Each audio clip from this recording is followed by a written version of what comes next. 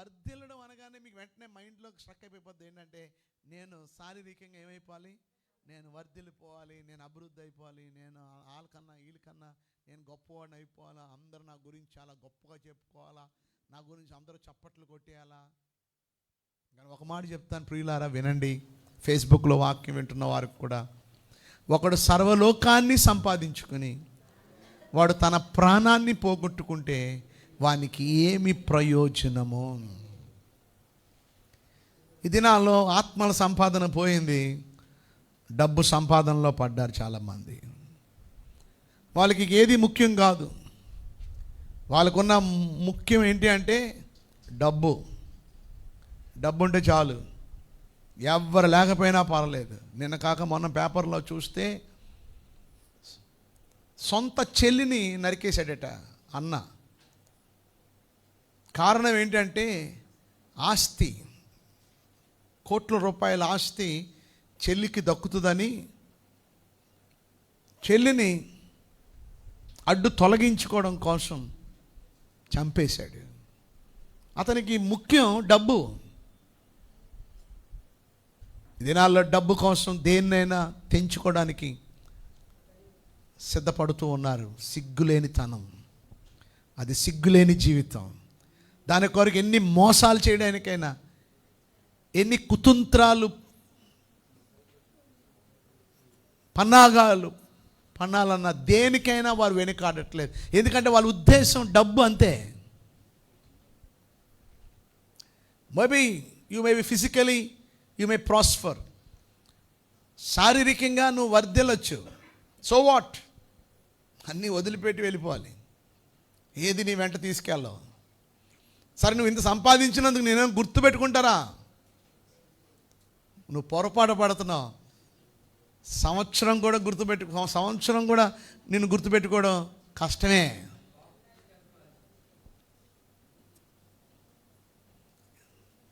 ఒకరోజు 2 రోజులు అంతే. తర్వాత ఆదరణ కూడా ఎలా పెట్టాలి, భోజనాలు ఏం పెట్టాలి, మేక తేవాలా, గొర్రెపోతు తేవాలా, చుట్టాలను ఎవరెవరిని పిలవాలి, ఆ పనిలో పడిపోతాం. తర్వాత మన పిల్లల చదువులు, మన ఉద్యోగాలు, మనకున్న బాధలు, మనకున్న అప్పులు, మనకున్న సమస్యల్లో మనం తీరిక లేని సమయాన్ని మనం గడుపుతూ ఉంటాం. మర్చిపోతారు. మరి దేనికోసం నీ ఆరాటం? దేనికోసం నీ మోసం? దేనికోసం ఈ కుట్రుకుతుంతాలు? ఏం పట్టుకెళ్ళిపోతావు నువ్వేం పట్టుకెళ్ళలేవు. బతికే కొద్ది కాలమైనా అందరితో మంచిగా బ్రతికి అందరి ప్రేమను సంపాదించుకొని ఒక మంచి మరణాన్ని పొందుకుంటే అంతకన్నా గౌరవం, అంతకన్నా ఆధిక్యత మరొకటి లేదు. చచ్చాడురా, చచ్చిందిరా, పీడ వదిలిపోయిందిరా బాబు, బతికినంత కాలం అందరినీ దుఃఖపెట్టాడు, బాధ పెట్టాడు, ఏడిపించాడు. ఛీ, వీడితో బతుకైనా, వీడితో ఒక జీవితమైనా, దీంతో బ్రతికైనా, దీంతో జీవితమైనా, ఛీ కుక్క బతుకుతుంది, వీడు బతుకుతున్నాడు అనుకొని చెప్పుకోవడం కన్నా బతికేది కొద్ది కాలమైనా నీతిగా, యథార్థంగా, మంచిగా మనం బ్రతకాలి.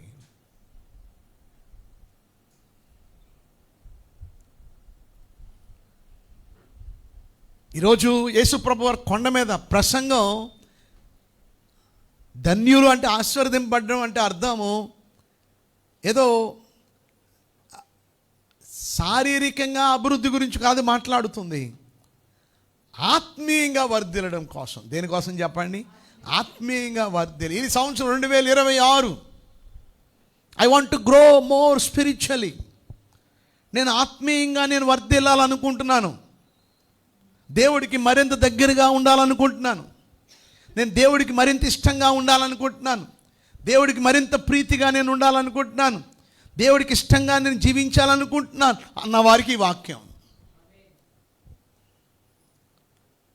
ఈ దినాల్లో ప్రాస్పారిటీ గాస్పెల్ ఎక్కువైపోతుంది. ప్రజలు కూడా దాని వైపుకే ఎక్కువగా ఆకర్షించబడుతూ ఉన్నారు.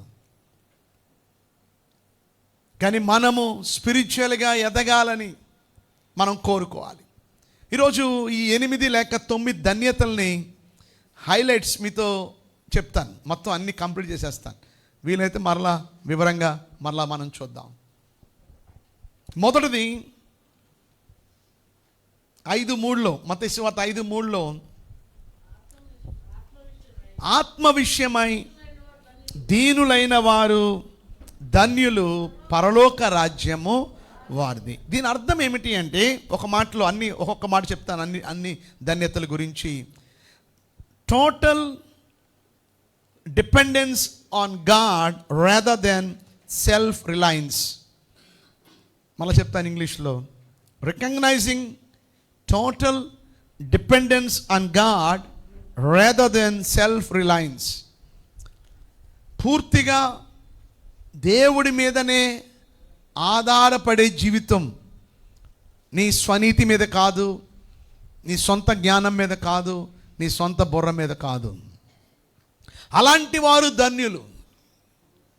దేవుడి మీద ఆనుకున్నవారు, దేవుడి మీద ఆధారపడేవారు. ఈరోజు దేవుని బిడ్డలుగా ఈరోజు ఎంతమంది ఇక్కడ ఉన్నవారు దేవుని మీద ఆధారపడుతూ ఉన్నారు? నిన్న సహోదరి చెప్తూ ఉన్నది, మా అమ్మాయికి బీటెక్ చదవాలని కోరిక ఉంది, కానీ అంత స్తోమత లేదు, మాకు డబ్బులు లేవు, అయినా చదవాలని ఆశ ఉంది. దేవుని కృపను బట్టి ఆ బిడ్డకి సీట్ వచ్చింది. ఫస్ట్ ఇయర్లో ఫస్ట్ సెమిస్టర్లో తన ఫ్రెండ్స్ అందరూ పోయారట, కానీ ఆ అమ్మాయి పాస్ అయింది. తల్లి ఉపవాస ప్రార్థనకు రావడం, ఆన్లైన్ ప్రేయర్కి రావడం, ఈ 3 రోజులు ప్రార్థనకు రావడం, దేవుడి మీద ఆధారపడింది. తన బిడ్డల చదువు కోసం దేవుడి దగ్గర వేడుకుంది. నాయనా దేవా, నాకు నువ్వే దిక్కు, నా బిడ్డలకి నీవే సహాయం, మమ్మల్ని ఆదుకునేవాడు నీవే, మాకు సహాయం చేసేవాడు నీవే అని ప్రార్థన చేసుకున్నారు. దేవుడు ఆ బిడ్డలకి మంచి ఉత్తీర్ణత దేవుడు ఇచ్చాడు.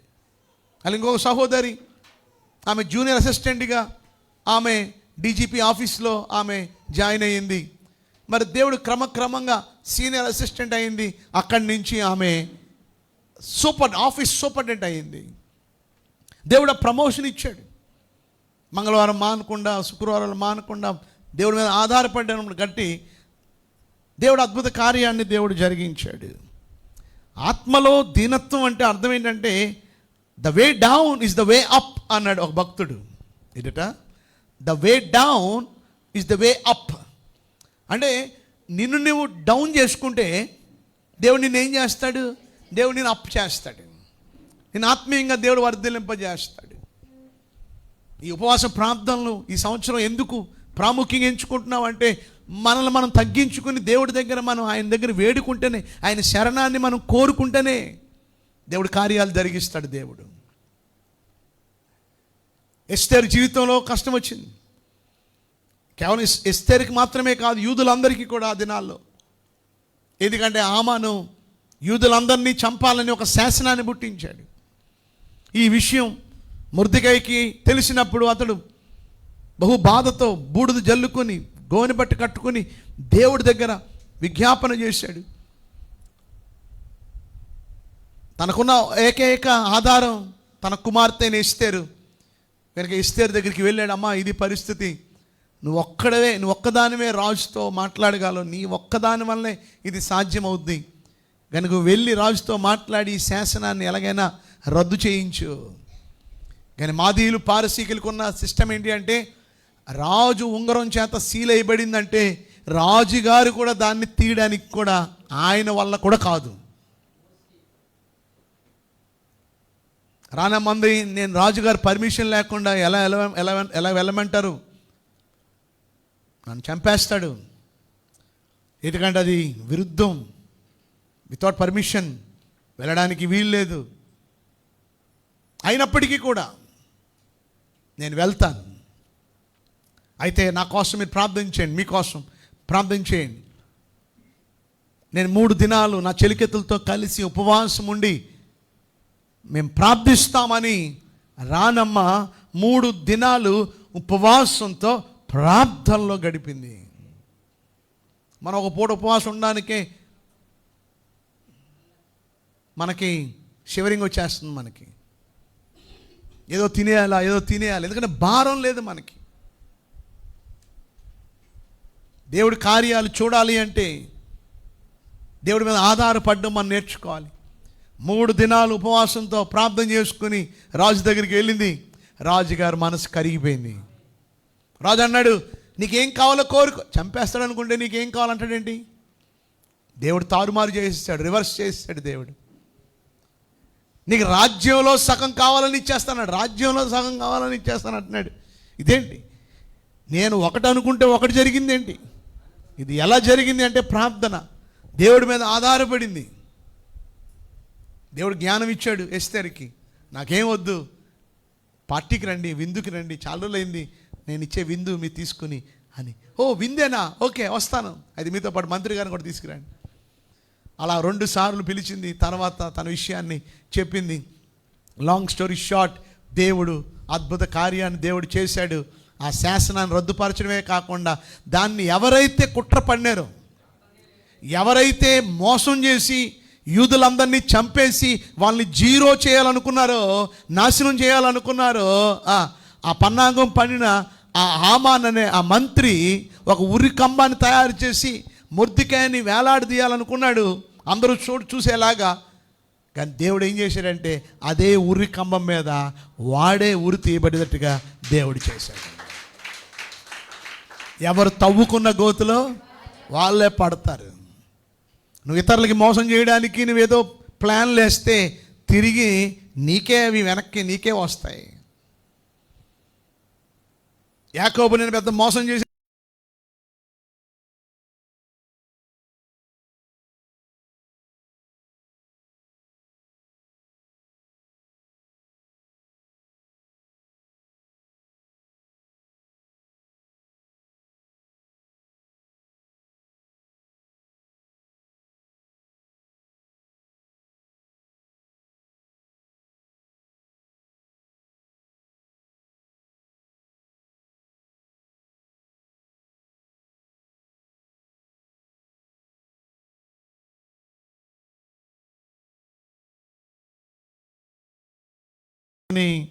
దేవుని మీదనే మనం ఏం చేయాలి? ఆధారపడాలి.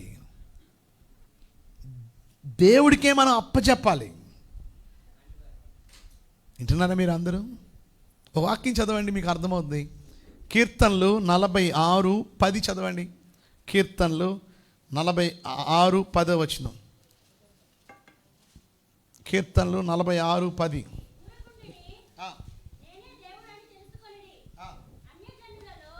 ఊరకుండుడి, నేనే దేవుడని. తర్వాత చదవండి. అన్య జనులలో నేను మహోన్నతుడను, భూమి మీద నేను మహోన్నతుడనగుదును. ఇక్కడ మనం గమనిస్తే ఊరకుండుడి అంటే బి స్టిల్ అని అన్నారు. Be silent. మీరు ఎప్పుడు సైలెంట్గా ఉంటారు? ఎప్పుడు నిశ్శబ్దంగా ఉంటారు? ఎప్పుడు మీరు సైలెంట్గా ఉంటారు? ఈ వాక్యం అర్థం చెప్పండి. ఎప్పుడు మీరు సైలెంట్గా ఉంటారంటే, ఎప్పుడు మీరు నిశ్శబ్దంగా ఉంటారంటే, నీ దేవుడు ఎవరో అనేది నీకు తెలిసినప్పుడు. When you know your God is powerful, when you know your God is strong, you will be still. నువ్వు మౌనంగా ఉంటావు. ఈరోజు ఎంతమంది మౌనంగా ఉంటున్నారు? ఎంతమంది సైలెంట్గా ఉంటున్నారు? మేము మౌనంగా ఉంటున్నాం అన్నది చేయొద్దండి.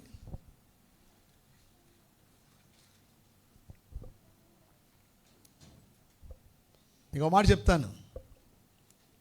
నేను 4వ క్లాస్ చదువుతున్నాను. నా ఫ్రెండ్ వాడు 4వ క్లాసే. వాడు నా మీదకి ఫైటింగ్కి వచ్చాడు. నన్ను ఉట్టి పుణ్యాన్న నన్ను కొట్టేస్తున్నాడు. నేను సాయశక్తిలో వాడిని కొట్టడానికి నేను ప్రయత్నిస్తున్నాను. అంతలోకి నా ఫ్రెండ్ నాతో పాటు క్రికెట్ ఆడుతున్నాడు. వాడు 9వ క్లాస్ చదువుతున్నాడు. వాడు చూశాడు, అరే నా ఫ్రెండ్ లోకేష్ని వీడెవడో కొట్టేస్తున్నాడు అని చెప్పి వెంటనే వాడు పై క్లాస్ రూమ్, ఆడి పై నుంచి గబగబా కిందకి వచ్చేసి ఏట్రా నా ఫ్రెండ్ని కొడుతున్నావా అని ఆడి ఫిల్ట్ అట్టుకుని ఆడిని దబ కొడేస్తున్నాడు. ఎవడు? 9వ క్లాస్ వాడు ఈ 4వ క్లాస్ కుర్రాడిని. అప్పుడు నేను ఎలా ఉంటాను?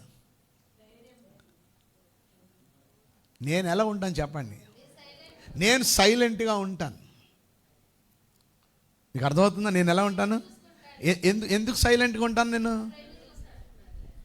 వాడు చూసుకుంటున్నాడు.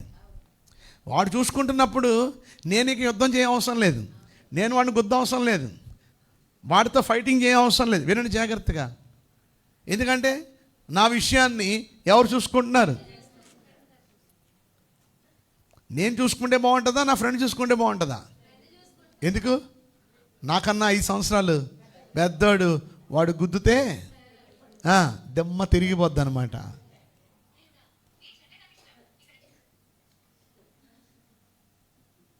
ఇంకోసారి నా జోలికి వస్తాడా? ఎందుకు? నా పక్షాన్ని ఎవరున్నారు? మా ఫ్రెండ్ 9వ క్లాస్ ఫ్రెండ్ నాతో ఉన్నాడు. ఆయన చూసుకుంటాడు ఏదొచ్చినా సరే. నేను యుద్ధం చేయవసరం లేదు, నేను ఫైటింగ్ చేయవసరం లేదు, నేనేమి అరవసరం లేదు, కేకలు అవసరం లేదు, దెబ్బలాడ అవసరం లేదు, ఒక మాట అనవసరం లేదు. ఎంతమంది అలాగా దేవుడే చూసుకుంటాడు అని మీరు నిశ్శబ్దంగా ఉంటున్నారు? పుట్టి పుణ్యాన్ని మిమ్మల్ని బాధ పెడుతున్నారనుకోండి, మీకు అన్యాయం చేస్తున్నారనుకోండి, మీకు మోసం చేస్తున్నారనుకోండి, మీకు కీడు చేస్తున్నారనుకోండి, మీకు తెలిసినప్పుడు ఎంతమంది నోరుని అదుపు పెట్టుకుంటున్నారు? మనం వెంటనే ఏం చేస్తాం? అది తెలియగానే చెప్పండి, ఏం చేస్తాం? తెలియగానే ఏం చేస్తాం? అరుస్తాం, కోప్పడతాం. ఏం చేశానా నీకు, ఏం చేశానా నీకు, నా గురించి అలా అంటావంట, నా గురించి అలా చెప్పావంట, ఏంటి అదేంటో తేల్చుకుందా అని ఇంటి మీదకి కూడా యుద్ధానికి వెళ్తావా లేదా? మాట్లాడండి. అలా ఇంటికి మీద యుద్ధానికి వెళ్ళే వాళ్ళు ఉన్నారు మన సంఘంలో కొంతమంది. ఏదైనా వాళ్ళకి ఏదైనా డిస్టర్బ్ వచ్చిందనుకోండి, వాళ్ళకి ఏదైనా ఏదో జరిగిందనుకోండి, వెంటనే వీళ్ళు వెళ్ళిపోయి ఏం చేస్తారు? వీళ్ళు క్రైస్తవులను దేవుని పెట్టాలనుకోండి మర్చిపోయి వీళ్ళు వెళ్ళి బూతులు మాడేస్తారు, వెళ్ళి రోడ్ల మీద కేకలేసేస్తుంటారు. కానీ మీరు ఆత్మీయంగా వర్ధిల్లారనుకోండి, మీరు స్పిరిచువల్ ప్రాస్పారిటీ మీకు ఉందనుకోండి, మీరు ఏం చేస్తారు?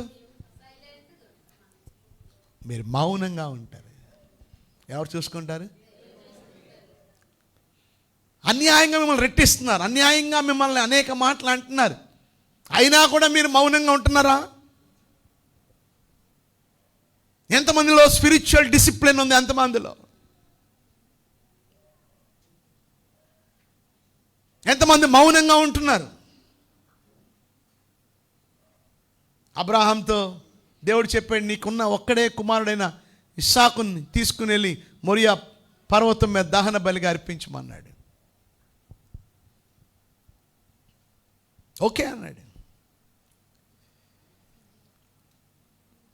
కొండ అంచుల వరకు తీసుకుని వెళ్ళాడు 2 సేవకుల్ని, మీరు ఎక్కడే ఉండండి అన్నాడు. ఎందుకంటే వారు ఉంటే మళ్ళా దేవుడి కార్యం ఆగిపోద్దేమో అని, ఎందుకంటే వాళ్ళు అడ్డుపరుస్తారేమో అని వాళ్ళు అక్కడ ఉండమన్నాడు.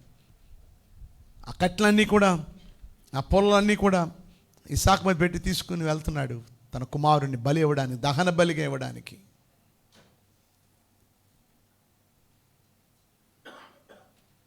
నాన్నగారు పొలాలు ఉన్నాయి, అలాగే కట్టెలు ఉన్నాయి, నిప్పు ఉంది, కత్తి ఉంది, గొర్రెపిల్ల ఏది నాన్న? దేవుడు దహన బలి ఇవ్వాలంటే గొర్రెపిల్ల కావాలి కదా నాన్న. గొర్రెపిల్ల ఏది? Where is the burn offering? ఎక్కడ, ఏమిటి, ఎక్కడుంది? అబ్రహాం చాలా ఆత్మీయ అంతస్తులో ఉన్నాడు కనుక ఒకటే అన్నాడు. ఆయన చూసుకుంటాడు బాబు, ఆయన చూసుకుంటాడు. అదే మాట, యెహోవా ఈరే, ఆయనే చూసుకుంటాడు, ఆయనే చూసుకుంటాడు.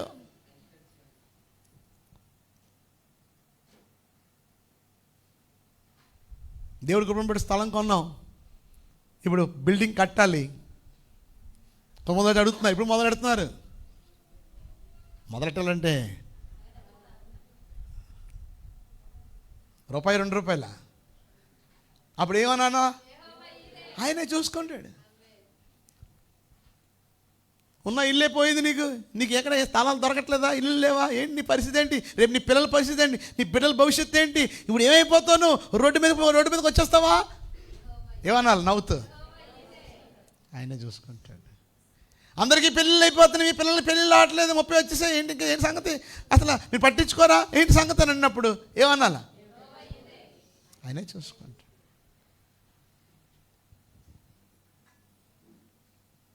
ఎప్పుడు ఆయనే చూసుకున్నాడు అంటావు? ఆయన ఎవరో నీకు తెలిసినప్పుడు. నీకు తెలుసా? నాకు తెలుసు అన్నది గడిగా చప్పట్లు కొట్టండి. మరి తెలుసు అన్నప్పుడు మరి నువ్వు మౌనంగా ఎందుకు ఉండట్లేదు? జబ్బులు ఎందుకు వస్తాయి మీకు తెలుసా? జబ్బులు ఎందుకు వస్తాయంటే స్ట్రెస్. బాగా చెప్పారు. స్ట్రెస్. స్ట్రెస్ అంటే ఏంటి? అది మాట మనకు అందరూ స్ట్రెస్ అంటే స్ట్రెస్ అంటే తెలుగులో చెప్పండి, ఆందోళన. నీలో ఆందోళన ఉందని ఎలా చెప్పగలం? అన్నీ కాదు, రాత్రి నిద్రపో. నాకు ఈ మధ్య స్ట్రెస్ అంటే నాకు కూడా తెలిసింది. నేను సాధారణంగా మధ్యాహ్నం పండుకోను. ఒక బాగా వర్క్ లోడ్ ఉంటే పండుకుంటాను, లేకపోతే పండుకోను. నేను రాత్రి పండుకోలేదంటే అర్థం ఏంటంటే వెంటనే నాకు మంచం ఎక్కానంటే చాలు ఎక్కడికో వెళ్ళిపోతాను, ఇక మెలకు రాదు నాకు. కానీ మొన్న నేను రాత్రి మధ్యాహ్నం పండుకోలేదు, వర్క్ చేశాను, మంచం ఎక్కానండి. 1 గంట 2 గంటల వరకు మంచం మీద అటు ఇటు దొలుతున్నాను కానీ నిద్ర రావట్లేదు. అప్పుడు నాకు అర్థమైంది. ఏమని చెప్పండి? స్ట్రెస్. ఓహో, స్ట్రెస్ అంటే ఇదా? దేవునికి ఇప్పుడు నాకు లేదు, కానీ అది నాకు అర్థమైంది. ఆ మరుసటి రోజు దేవుడు ఈ వాక్యం ఇచ్చాడు నాకు. దేవుడు ఏమని ఇచ్చాడు? దేవుడు, రవి లోకేష్ కుమార్ ఎల్లమెల్లి, నువ్వు ఊరకనే నిలుచుండి నువ్వు చూడు, నేనేం చేయాలో అది నేను చేస్తాను. ఇంతకన్నా ధైర్యం సరిపోద్దా? ఇంతకన్నా ధైర్యం చాలదా? అవునా కాదా? నేను చూసుకుంటాను. ఆ 4వ క్లాస్ కుర్రోడితో నేను ఫైట్ చేస్తే గెలుస్తాను, నా పక్షాన 9వ క్లాస్ కుర్రోడు ఫైట్ చేస్తే గెలుస్తానా? సో నాకన్నా యేసయ్య చిన్నోడా పెద్దోడా? గొప్పవాడు. అందుకే రాయబడి ఉంది. ఏమని రాయబడి ఉంది? ఊరకనే నిలుచుండి చూడుడి, అన్ని జనుల్లో నేను మహోన్నతుడు. మహోన్నతుడు అంటే I am powerful, I am strong, I am almighty. ఆ ఆల్మైటీ గాడ్, ఆ పవర్ఫుల్ గాడ్, ఆ స్ట్రాంగ్ గాడ్ మనకున్నాడు.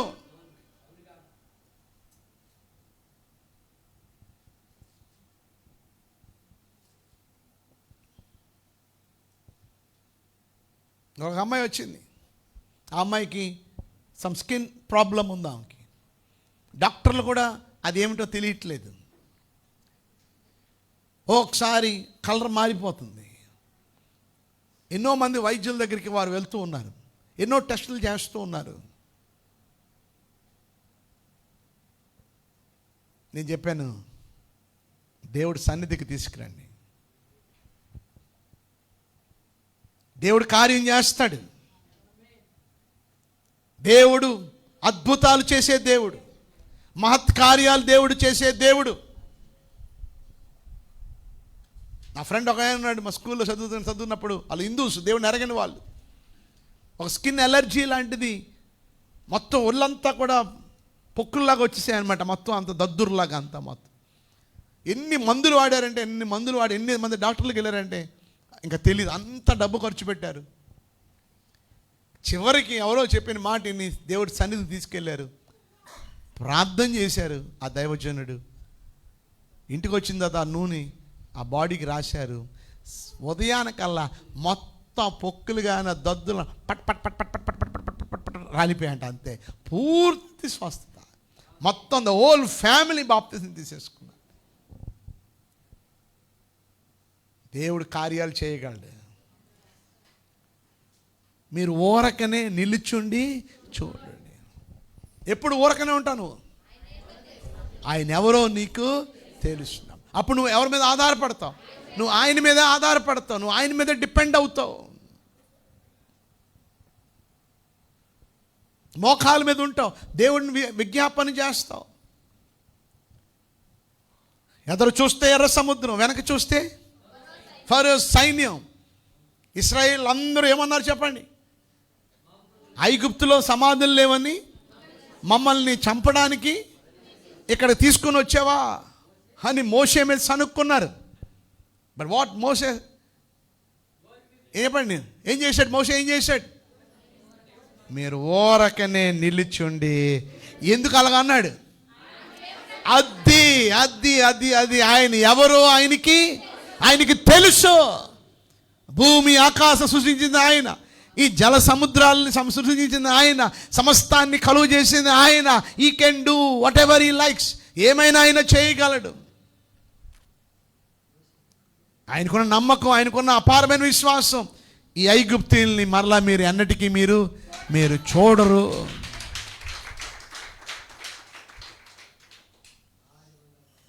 దేవుడు చెప్పినట్టుగా కర్రను పైకెత్తాడు. దేవుడు తూర్పు గాలిని రప్పించాడు. ఆ సముద్రాన్ని ఏం చేశాడు చెప్పండి? 2 పాయలుగా దేవుడు చేశాడు. ఎవరైనా గుణపాలు పలుగులు చెప్పండి ఈ మట్టి తీసి దారి చేశారా? చెప్పండి. వారు ఏం చేశారు? ఓరకని నిలుచుండి వారు చూశారు.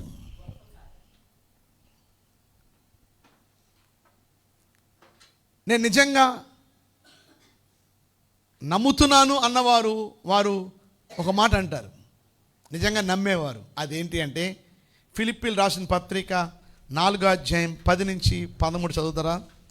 ఫిలిప్పీలు రాసిన పత్రిక 4వ అధ్యాయము 10 నుంచి 13.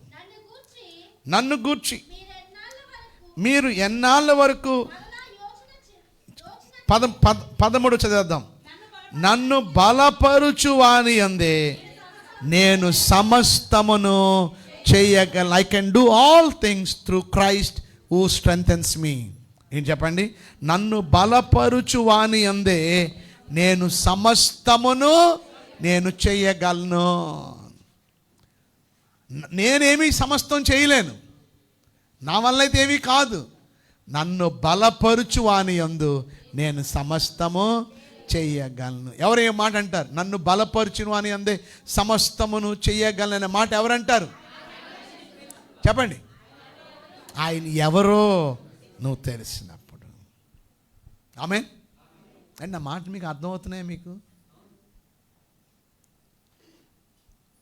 దావీదు చిన్నవాడు, గొలియాతు 9 అడుగుల 9 అంగుళాలు. కానీ ఆ 9 అడుగుల 9 అంగుళాలు యుద్ధ వీరుడు జోలికి వాడి మీదకి వెళ్ళాడు. ఎవరు? ఎందుకు వెళ్ళాడు అంటారు? ఎందుకు వెళ్ళాడు? అవన్నీ కాదు, అది ఎవరు అన్నారు? ఎస్, నన్ను బలపరుచు వాని యందు నేను సమస్తము, I can do all things through Christ who strengthens me. నన్ను బలపరిచేది ఎవరు? దేవుడు. నాకు విజయం ఇచ్చేది ఎవరు? దేవుడు. నాకు సహాయం చేసేది ఎవరు? నా దేవుడు. వాడు 9 అడుగులు ఉంటే ఏంటి, 10 అడుగులు ఉంటే ఏంటి, 20 అడుగులు ఉంటే I don't care. God is with me. దేవుడు నాతో ఉన్నాడు. చెప్పండి. మీరేమంటున్నారు? మా బాబాయ్ నాతో ఉన్నాడు, మా చిన్న బాబాయ్ నాతో ఉన్నాడు, మా మేనకోడలు నాతో ఉంది, నాకు ఆపద వస్తే సహాయం చేస్తుంది, మా అమ్మ నాకు తోడుగా ఉంది, మా నాన్న నాకు సహాయంగా ఉన్నాడు. అమ్మ నాన్న తాత ఎవ్వరు రారు. బెల్లం ఉంటేనే చీమలు. నువ్వు ఎవరి మీద ఆనుకుంటున్నావు? నువ్వు ఎవరి మీద ఆధారపడుతున్నావు? నా జబ్బు పోవాలంటే ఈ డాక్టర్ గారు చాలా సీనియర్ డాక్టర్, ఈ డాక్టర్ దగ్గరికి వెళ్తే, ఈ హాస్పిటల్కి వెళ్తే, no doctor can heal you. Are you listening? నిన్నే నువ్వు వింటున్నావా? No doctor can heal you, but God can heal you. Say amen. Say amen. గట్టిగా చెప్పు ఆమెన్. నువ్వు ఒకరోజు అక్కడ నిలబడి సాక్ష్యం చెప్తావు. If you have faith.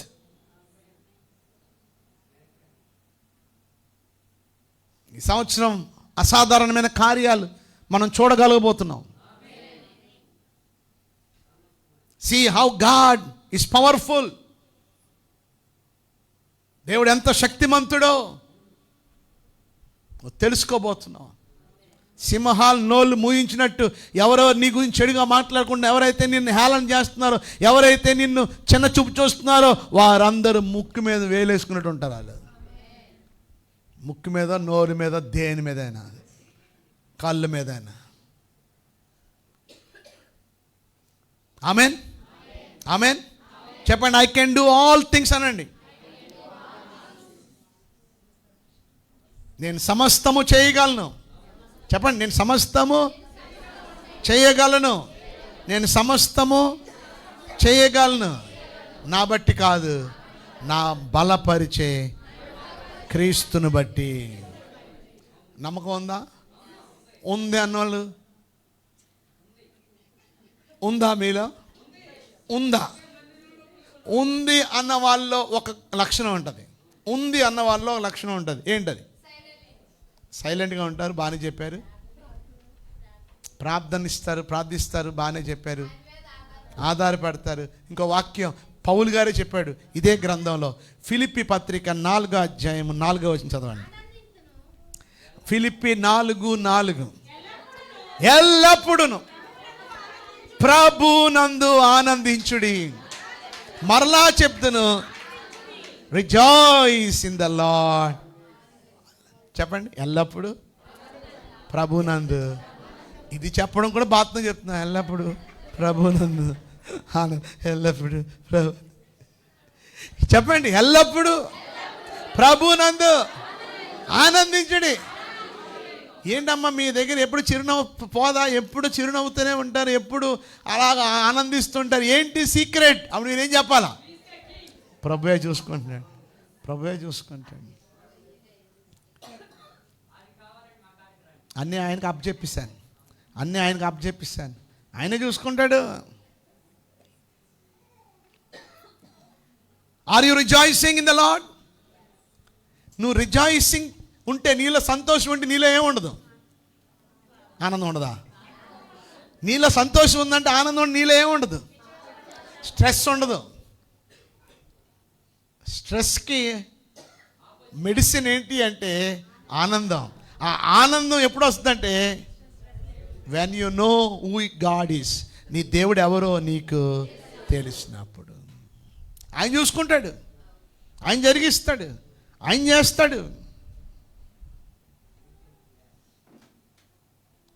Shadrach Meshach అబేద్నెగో అగ్ని గుణంలో పడినా ఏడ్చారా? సంతోషించారా? ఆనందంగా ఉన్నారు. ఎందుకని? ఎవరు చూసుకుంటారు? ఆఖరి దేవుడు చూసుకున్నాడా లేదా? చెప్పండి. దేవుడు విడిపించాడా లేదా? చెప్పండి. వాళ్ళని చంపేయాలని, నాశనం చేయాలని, కాల్ చేయాలని కుట్ర పన్నారు. దేవుడు ఏం చేశాడు? దేవుడు అద్భుతం చేశాడు. దానియేలుని సింహాల గుహలో వేశారు. ఏ కారణంగా సింహాల గుహలో వేశారు? పుట్టి పుణ్యంగా. ఆయన పని ఆయన చేసుకుని వెళ్ళిపోతున్నాడు కదా. ఆయన మీద ఎందుకండి కోపాలు? ఆయన మీద ఎందుకండి? నీ జోలికి రావట్లేదు కదా. నీ పనికి ఎక్కడ అడ్డంగా లేడుగా. కానీ ఎందుకని దానియేలు మీద? ఏ పాపం పుణ్యం తెలియని వ్యక్తిని, ఏ తప్పు చేశాడని నువ్వు సింహాల గుహలో వేసావు? కొంతమంది ఉట్టి పుణ్యానికి మనల్ని నాశనాన్ని కోరుకునే వాళ్ళు ఉంటారు. మనల్ని అంతం చేయాలని కోరుకుంటారు. మనం అంతం అయిపోతే నవ్వాలని కోరుకుంటారు కొంతమంది. ఉట్టి పుణ్యానిగా తీసుకెళ్ళి ఏం చేశారు చెప్పండి? సింహాల గుహలో వేశారు. అయినా దానియేలు ఎలాగున్నాడు? ఓరకనే నిలిచి ఉన్నాడు అంతే. బి స్టిల్, సైలెంట్గా ఉన్నాడు అంతే. అంతేగాని రాజుగారి దగ్గరికి వెళ్ళి ఒత్తస్ పలికాడా? అయ్యా నేనేం చేశానని మీరు నన్ను సింహాల గుహలో వేశారు? అసలు ఏ కారణం చేత సింహాల గుహలో వేశారు? నేనేం తప్పు చేశానని చూపించండి. ఏ విషయమైనా అక్కడ మాట్లాడడం ఉందా? ప్రార్థన చేసినందుకు తీసుకుని వెళ్ళి సింహాల గుహలో వేసేశారు. అలా ప్రార్థన చేయకూడదని తెలిసినప్పటికీ కూడా దానియేలు మాత్రం మానక ప్రార్థన చేశాడు. ఎందుకు? దేవుడే చూసుకుంటాడు. ఆజ్ఞ ఉంది. ఏమని? సింహాలు గుహలో వేస్తాం 30 దినాల వరకు ఏ దేవుడికైనా ప్రార్థన చేస్తే. అయినప్పటికీ కూడా ప్రార్థన చేశాడంటే కారణం హూ గాడ్ ఈస్. ఆయన దేవుడు ఎవరో ఆయనకి బాగా తెలుసు. నేను దేవుడి మీద ఆధారపడకుండా నేనేమీ చేయలేనని దేవుడి మీదనే ఆధారపడ్డాడు, దేవుడి మీద డిపెండ్ అయ్యాడు. I'm zero, I'm nothing, God is everything అని అతడు నమ్మాడు. దేవుడే ఆ సింహాల నోళ్ళని మోయించాడు. ప్రభువా ఈ సింహాల బారి నుండి రక్షించని కూడా ప్రార్థన చేయలేదు. ఎవరైతే అన్యాయం చేశారో, ఎవరైతే మోసం చేశారో, ఎవరైతే కుట్ర పన్నారో, దేవుడు ఏం చేశాడు? తిరిగి వాళ్ళనే అందులో. సో దేవుని బిడ్డలుగా మనలో ఆత్మ విషయమై దీనులైన వారు ధన్యులు, పరలోక రాజ్యము. అర్థమైన వాళ్ళందరూ గట్టిగా చప్పట్లు కొట్టండి. అంటే దేవుని మీదనే మనం ఏం చేయాలి? మనం ఆధారపడి మనం ఎలా ఉండాలా? ఓరకనే నిలిచుండి మనము చూడాలి దేవుడే అద్భుత కార్యాలు జరిగిస్తాడు. ఆయన మీద ఆధారపడదామా? మోకరు ఇచ్చి ప్రార్థిద్దామా? దేవుడి దగ్గర కనిపెడదామా? చెప్పండి, ఎస్ ఆర్ నో? రెండోది, దుఃఖపడువారు ధన్యులు, వారు ఓదార్చబడుదురు. చెప్పండి. మీకు ఆల్రెడీ ఇది మాట చెప్పాను. గ్రీవింగ్ ఓవర్ సిన్, పాపం విషయమే పశ్చాత్తాపడ్డం. దేని విషయంలో పశ్చాత్తాపడ్డం? పాపం విషయమే పశ్చాత్తాపడ్డం. 2 కొరింథీ 7లో మనం చదివాము ఏమని? దైవ చిత్తానుసారమైన దుఃఖము రక్షణార్థమైన మారు మనస్సు కలుగ చేయను. చూసారా? సో దేవుని బిడలుగా ఈరోజు ఈ మార్నింగ్ అనేది, ఈ దుఃఖం అనేది దేని విషయం అంటే మన పాపం విషయమే. ఎంతమంది పాపం విషయమై దుఃఖపడుతున్నారు? ఎంతమంది పశ్చాత్తాపడుతున్నారు? ఎంతమంది దేవుడి సన్నిధిలో ప్రలాపిస్తున్నారు? We are not perfect. ప్రతి ఒక్కరిలో ఏదో బలహీనతలు, ఏదో తప్పులు ఉంటూనే ఉంటాయి, అవి దొర్లుతూనే ఉంటాయి. కానీ ఎప్పటికప్పుడు మన జీవితాన్ని మనం సరిచేసుకోవాలి. దేవుడిచ్చే క్షమాపణని మనం కోరుకోవాలి. మనకందరికీ తెలుసు, దావీదు తప్పు చేశాడు, వ్యభిచరించాడు, నరహత్య చేశాడు. కానీ ఆ తప్పులో ఉండలేదు సుమి. నాతాను ప్రవక్త చెప్పినప్పుడు తన జీవితాన్ని సరిచేసుకున్నాడు. మరలా ఆ పాపములో నుండి బయటికి వచ్చాడు. నువ్వే ఆ దుర్మార్గుడివి, నువ్వే ఆ వ్యక్తివి అన్నప్పుడు ఎస్ అని తన జీవితాన్ని పశ్చాత్తాపడ్డాడు. దుఃఖపడువారు ధన్యులు, వారు ఓదార్చబడతారు. నువ్వు చేసిన పాపం విషయంలో నీలో ఏమైనా కన్ఫెషన్, నీలో అటువంటి పశ్చాత్తాపం, దుఃఖము నీలో ఉన్నదా? మన దొరగారు వచ్చి ఒక ఉదాహరణ చెప్పాడు. సెలవులకి అక్క తమ్ముడు వెళ్ళారట మామింటికి. మామ దగ్గర 100 బాతులు ఉన్నాయట. ఒకరోజు అతడు ఆడుకుంటూ కేటల బారుతో అడవిలో ఏవో పిట్టలు కొడుతున్నాడట, కానీ ఎక్కడ ఏది దొరకలేదు. ఇంటికి వచ్చాడు, ఆడ బాతులు ఉన్నాయి, సరదాగా అలా అన్నాడట. ఆ రాయేసి ఆ కేటల బారుతో ఒక బాతుకి తగిలింది, ఆ బాతు చచ్చిపోయింది. అమ్మో ఆ మామ చాలా సీరియస్, నన్ను కొట్టేస్తుంది, నన్ను తిడుతుంది అని ఇటు చూసాడట, ఎవరు లేరు. ఇటు చూసాడంటే ఎవరు లేరు. ముందు చూసాడంటే, వెనక్కి చూసాడట, ఎవరు లేరు. మధ్యాహ్న సమయం, సరే ఎవరు చూడలేదులే అనుకుని వెంటనే ఆ బాతుని తీసుకుని దూరంగా తీసుకెళ్ళిపోయి ఒక గొయ్యి తీసేసి ఆ గొయ్యిలో కప్పెట్టేసి మళ్ళీ ఏమీ తెలియకుండా ఇంటికి వచ్చేసాడట. అమ్మయ్య ఎవరు చూడలేదులే అనుకున్నాడట.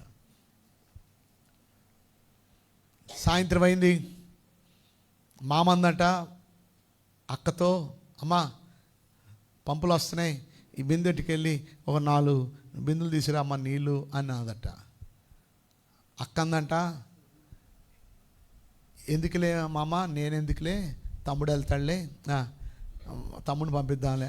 అరే తమ్ముడు వెళ్ళి తెచ్చారా? అక్క నేను ఎప్పుడు వెళ్ళలేదక్క, నేనేటక్క బిందెట్టుకుని ఆడవాళ్ళ మధ్యలోకి వెళ్ళి నేను ఎక్కడ తెస్తాను అక్క అంటే, అక్క పక్క తీసుకెళ్ళిందంట. బాతు, గొయ్య, కప్పెడ్డం చూసా. చెప్పమంటావా? మా అమ్మకి చెప్పమంటావు చెప్పు. అక్క నువ్వెప్పుడు చూసావు అక్క? వద్దక్క వద్దక్క, ఎవరికి చెప్పొద్దక్క. మా అమ్మకి చెప్తే అమ్మో నాకు నా పరిస్థితి మరి దారుణంగా ఉంటుంది, సరే తెస్తానని చెప్పి మళ్ళా ఆ బిందెట్టుకు వెళ్ళి పాపం 4 కాదు 5-6 బిందెలు తెచ్చాడట. సాయంత్రం అయింది, అందరూ భోజనం చేశారు, రాత్రి అయింది. మామందంట అక్కతో, అమ్మ కొంచెం అంట్లన్నీ కూడా ఈ బొచ్చులన్నీ శుభ్రంగా తోమేసి కడిగేసేయి. అప్పుడు ఆ అక్క అందంట, తమ్ముడు ఉన్నాడు కదమ్మా, తమ్ముడు చేస్తాడు. ఆ తమ్ముడే నీకేం పనులు చేస్తాడులే అమ్మ. అరే తంబి వెళ్ళి ఏం చేయి, మొత్తం ఆ గిన్నెలన్నీ శుభ్రంగా మొత్తం తోమేసి శుభ్రంగా కడిగేసి అక్కడ పెట్టేయనంటే, అక్క నేనేటక్క, నేను తోమడం ఏంటక్క, నేను గిన్నెలు తోమడం ఏంటక్క, నేను కడగడం ఏంటక్క, నేను ఎప్పుడైనా అలా చేశానా? పక్కెళ్ళదండి అక్క, తమ్ముడు బాతు, కొయ్య, కప్పెట్టు చెప్పమంటావా? వద్దు వద్దక్క, వద్దు వద్దు వద్దక్క, ఆ పని చేయొద్దక్క, తప్పక ఆ పని చెప్ప అలా వద్దక్క అని చెప్పి మళ్ళీ చేశాడట. ఉదయం అయిందంట, అప్పుడే లేచాడు పాపం, ఇంకా పండుకుందాం అనుకుంటున్నాడు. లేపి మామందంట అక్కతో, అమ్మ కొంచెం ఇల్లంతా కూడా శుభ్రంగా ఊడ్చేసి ఆ వసారు కూడా శుభ్రంగా ఊడ్చి తడి కూడా పెట్టే అంటే, వద్దులే మామ ఉన్నాడు కదా ఎవరు, తమ్ముడు. అరే తమ్ముడు మొత్తం అంత ఇల్లంతా ఊడిచారా, వసారంతా ఊడిచారా, మొత్తం మాపు పెట్టిరా అంటే, అక్క నేను మాపు పెట్టడం ఏంటక్క, నేనేటక్క, నేను ఓడడం ఏంటక్క ఆడపిల్లలాగా. తమ్ముడు బాతు, గొయ్య ఇలా రోజు బ్లాక్మెయిల్ చేస్తుందంట, రోజు కూడా. ఇతనికి విసిగెత్తిపోయి అన్నాడట, ఇటున్నారా ఈ బాధలు నేను పడలేను కానీ నేను వెళ్ళి నేను మామకి చెప్పుకుంటానని ఒకరోజు నిర్ణయించుకొని మామ దగ్గరికి వెళ్ళి మామ కాలు అట్టుకొని గట్టిగా ఏడుస్తున్నాడట, గట్టిగా దుఃఖపడుతున్నాడట. దుఃఖపడువారు ధన్యులు వారు. ఎప్పుడు ఏడవలేనంతగా ఎక్కి ఎక్కి ఎక్కి ఏడుస్తాడంట, మా అమ్మ అని ఏడుస్తాడంట. ఏమైందిరా, ఒంట్లో బాగోలేదా, ఎందుకు అలాగే ఏడుస్తున్నావు, ఎవరైనా ఏమైనా అన్నారా, ఎవరైనా కొట్టారా, లేదా ఏం జరిగిందంటే ఆడు ఎంత గట్టిగా ఎక్కి ఎక్కి ఎక్కి ఏడుస్తున్నాడు. అది పశ్చాత్తాపం. That's what we need. యేసే దగ్గర అలా పశ్చాత్తాపడుతున్నావా? అతను ఎక్కి ఎక్కి ఏడ్చి ఏడ్చి ఏడ్చి మామ చెప్పరా ఏమైందిరా, అమ్మ బాతు కేటలు బారుతా కొట్టాను, బాతు చచ్చిపోయాను, దాన్ని గొయ్యి తీసి కప్పెట్టేసాను, మామ నన్ను క్షమించు మామ ఆయన ఏడుస్తాడట. మామ లేపందంట, ఆ కన్నీళ్ళు తుడిచి, అరే చిన్నోడా నువ్వు బాతును కొట్టినప్పుడు నేను చూశానురా, నువ్వు గొయ్యి తవ్వావు కదా అది కూడా చూశానురా, నువ్వు కప్పెట్టడం కూడా నువ్వు ఎప్పుడు వస్తావా నా దగ్గరికి అని నేను ఎదురు చూస్తున్నాను. ఈరోజు ఆ మామ ఎవరో కాదు, మన యేసయ్యకి సాదృశ్యంగా ఉంది. మనం చేసే రహస్యమైన తప్పులు ఆయనకి తెలియదు అనుకుంటే ఆయనకి తెలుసు. కానీ నువ్వు ఎప్పుడు ఆయన దగ్గరికి వచ్చి విన్నవించుకుంటా, ఎప్పుడు వచ్చి ఆయన దగ్గర బతిమాలతావు, ఎప్పుడు వచ్చి నువ్వు పశ్చాత్తాపడతావా అని ఆయన చూస్తున్నాడు. నువ్వు పశ్చాత్తాపడలేనంత వరకు నీకు సమాధానం ఉండదు, పశ్చాత్తాపడలేనంత వరకు నీకు నెమ్మది ఉండదు, పశ్చాత్తాపడలేనంత వరకు నీకు సుఖం ఉండదు, పశ్చాత్తాపడలేనంత వరకు నీకు ఆశీర్వాదం ఉండదు, పశ్చాత్తాపడలేనందుకు ఆయన యొక్క దీవెన నీకు ఉండదు.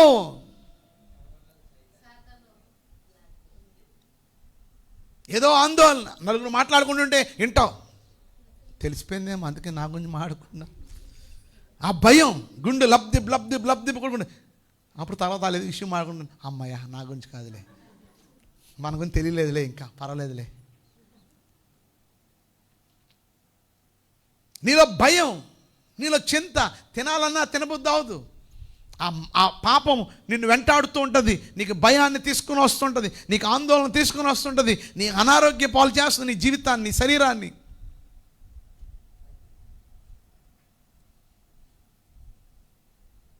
ఎంతకాలం ఇంకా నీ పాపాన్ని ఉంచుకుంటావు?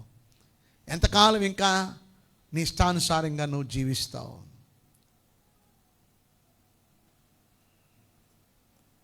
దుఃఖపడువారు దాన్ని. ఆ మామ దగ్గరికి వెళ్ళి ఏడ్చాడు, ఆ మామ దగ్గరికి వెళ్ళి దుఃఖపడ్డాడు.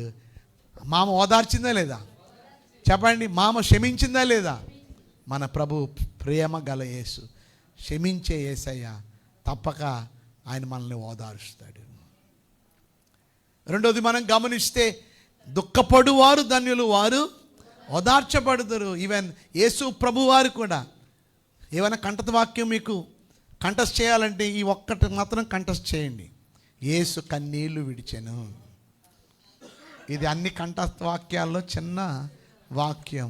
ఇంగ్లీష్లో ఇంకా సులువు, జీసస్ వెప్ట్, జీసస్ వెప్ట్ అంతే. యేసు కన్నీళ్లు విడిచాను. మార్తా మరియా కన్నీళ్లు కారుస్తుంటే తన తమ్ముడి విషయంలో యేసు ప్రభు వారు కూడా కన్నీళ్లు కార్చారు. దేవుడు ఏం చేశాడు? 4 రోజులు, 4 రోజులు అంటే 4 రోజులు అంటే చనిపోయిన వ్యక్తి 4 రోజులు అయిపోయిందంటే ఏమవుతుంది?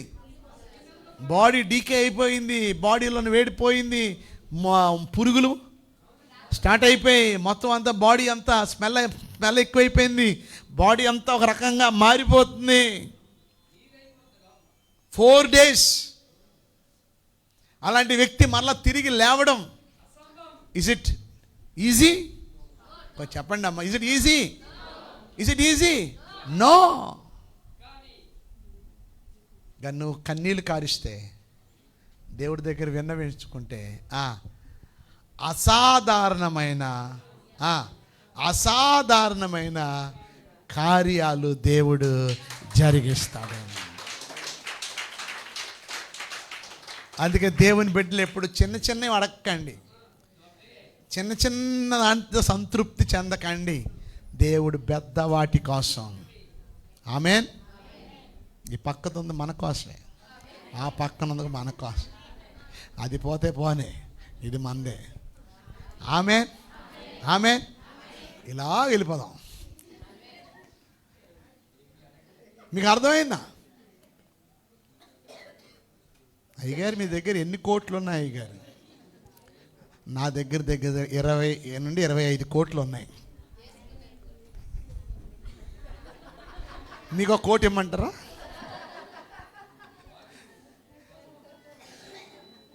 బాబు, కోట్లు అంటే ఈ డబ్బులు కాదు, వేసుకునే కోట్లు. అమ్మ వింటున్నారా? అయినా మన ధైర్యం, అయినా మన విశ్వాసం, అయినా మన నమ్మకం ఎవరు చూసుకుంటారు? ఆయనకు అప్పచెప్తాను అంతే, ఆయనే చూసుకుంటాడు. దేవా నీ కార్యాలు ఎంత దొడ్డవి. కన్నీళ్ళు కార్చాలి, దేవుణ్ణి అడగాలి. నువ్వేమో చిన్నదానికే ఆందోళన చెందేస్తున్నావు, చిన్నదానికే కంగారు పడిపోతున్నావు. దేవుడి కోసం గొప్ప వాటిని దేవుడి దగ్గర మనము కోరుకోవాలి. ఆమేన్. సో దుఃఖపడాలా వద్దా? ఏ దుఃఖం? పాప విషయమే దుఃఖం. రెండవది, నీకున్న సమస్యలు బట్టి కూడా దుఃఖం. ఎక్కడ ఏడవాలి? ఎవరు అంటున్నారు? పాలు వేసేవాడి దగ్గర ఏడవాలంటున్నారు.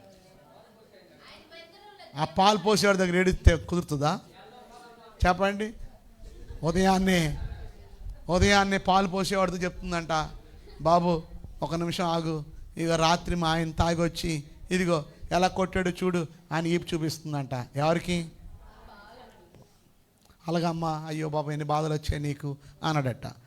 ఒకసారి ఓకే, ఎవరైనా ఓదారుస్తారు. రెండో రోజు కూడా బాబు అమ్మా పాలు అంటే మరల తలుపు తీసి రాత్రి కూడా కొట్టేశాడయ్యా.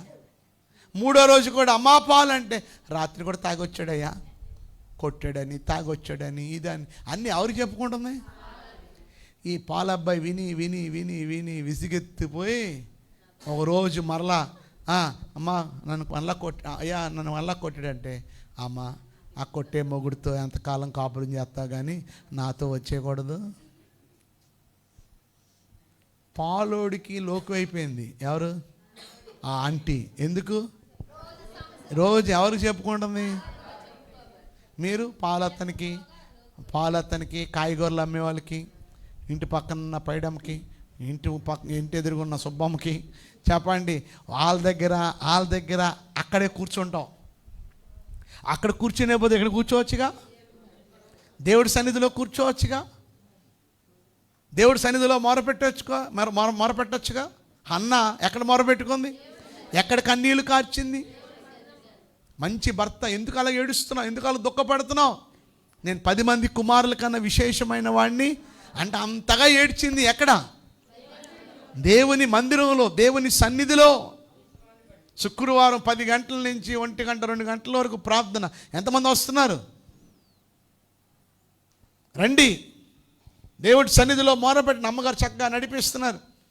నేను కూడా వస్తున్నాను, అప్పుడప్పుడు వచ్చి నేను కూడా ప్రార్థనలో గడుపుతున్నాను మీతో పాటు. రండి, శుక్రవారాలు మానకండి.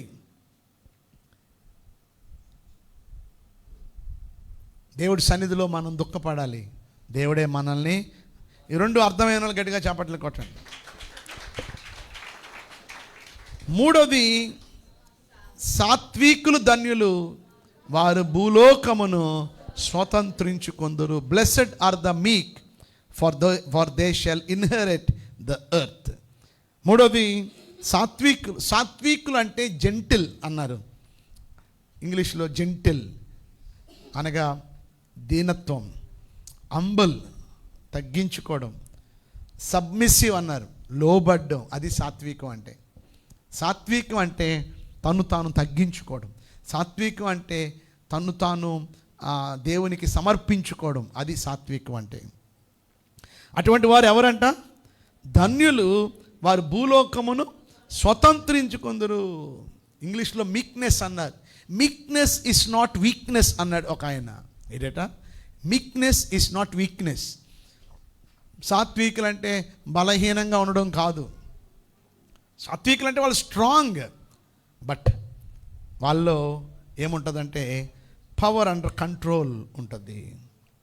తమను తాము దేవుని చిత్తానికి సమర్పించుకోవడము.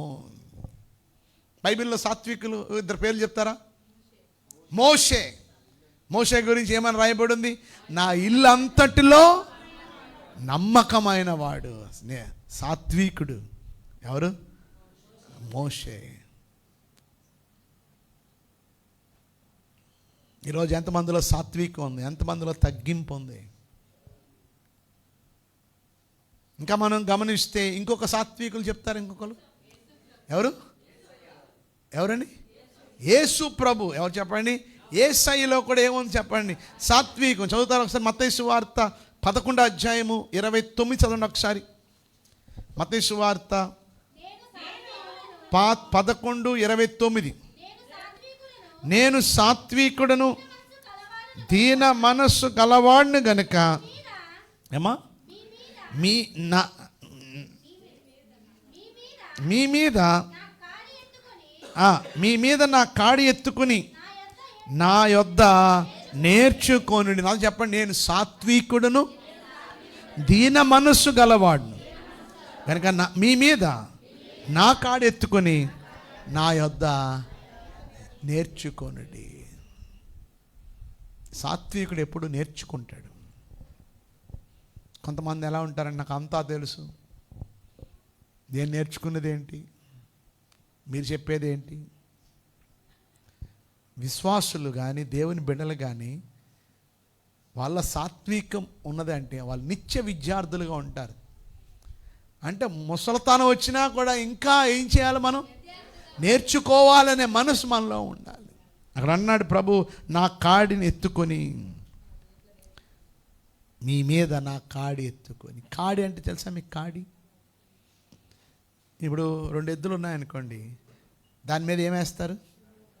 ఒక కాడి. తెలుసా మీకు? సాధారణంగా ఎద్దుల బండిల్లో సాధారణంగా ఒకవైపు ఒక ఎద్దు ఉంటుంది, ఇంకొక వైపు ఒక ఎద్దు ఉంటుంది. ఈ ఎద్దుకు ఒక పేరు ఉంటుంది. తెలుసా మీకు ఆ పేర్లు? తెలీదా మీకు? మీరు ఎప్పుడు ఎద్దుల బండి ఎక్కారా? ఈ ఎద్దుని ఎడి అంటారు. ఏమంటారు చెప్పండి? ఎడి. ఈ ఎద్దుని పప్ప అంటారు. ఎడి పప్ప. ఒక్కొక్కరు ఒక పేరుతో పిలుస్తారులేండి. కానీ మా వింటున్నారా మీరు అందరూ? ఒక ఎద్దు సీనియర్ ఎద్దు ఉంటుంది, ఒక ఎద్దేమో దానికి అసలు ఎటు వెళ్ళాలో ఏం చేయాలో దానికి ఏమీ. కానీ దాని మీద కాడి వేయడం బట్టి ఏం జరుగుతుంది చెప్పండి? దీని దగ్గర నుండి, ఈ సీనియర్ ఎద్దు నుండి ఈ జూనియర్ ఎద్దు నేర్చుకుంటుంది.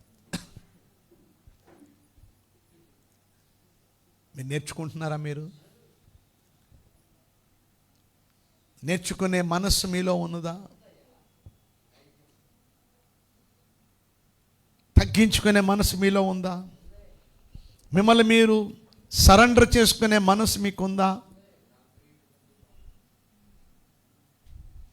ఇంకా సాత్వికులు అంటే అర్థం ఏంటంటే they control their emotions, they have mastered their anger, speaking with gentleness. అర్థమైందా మీకు నేను చెప్పింది?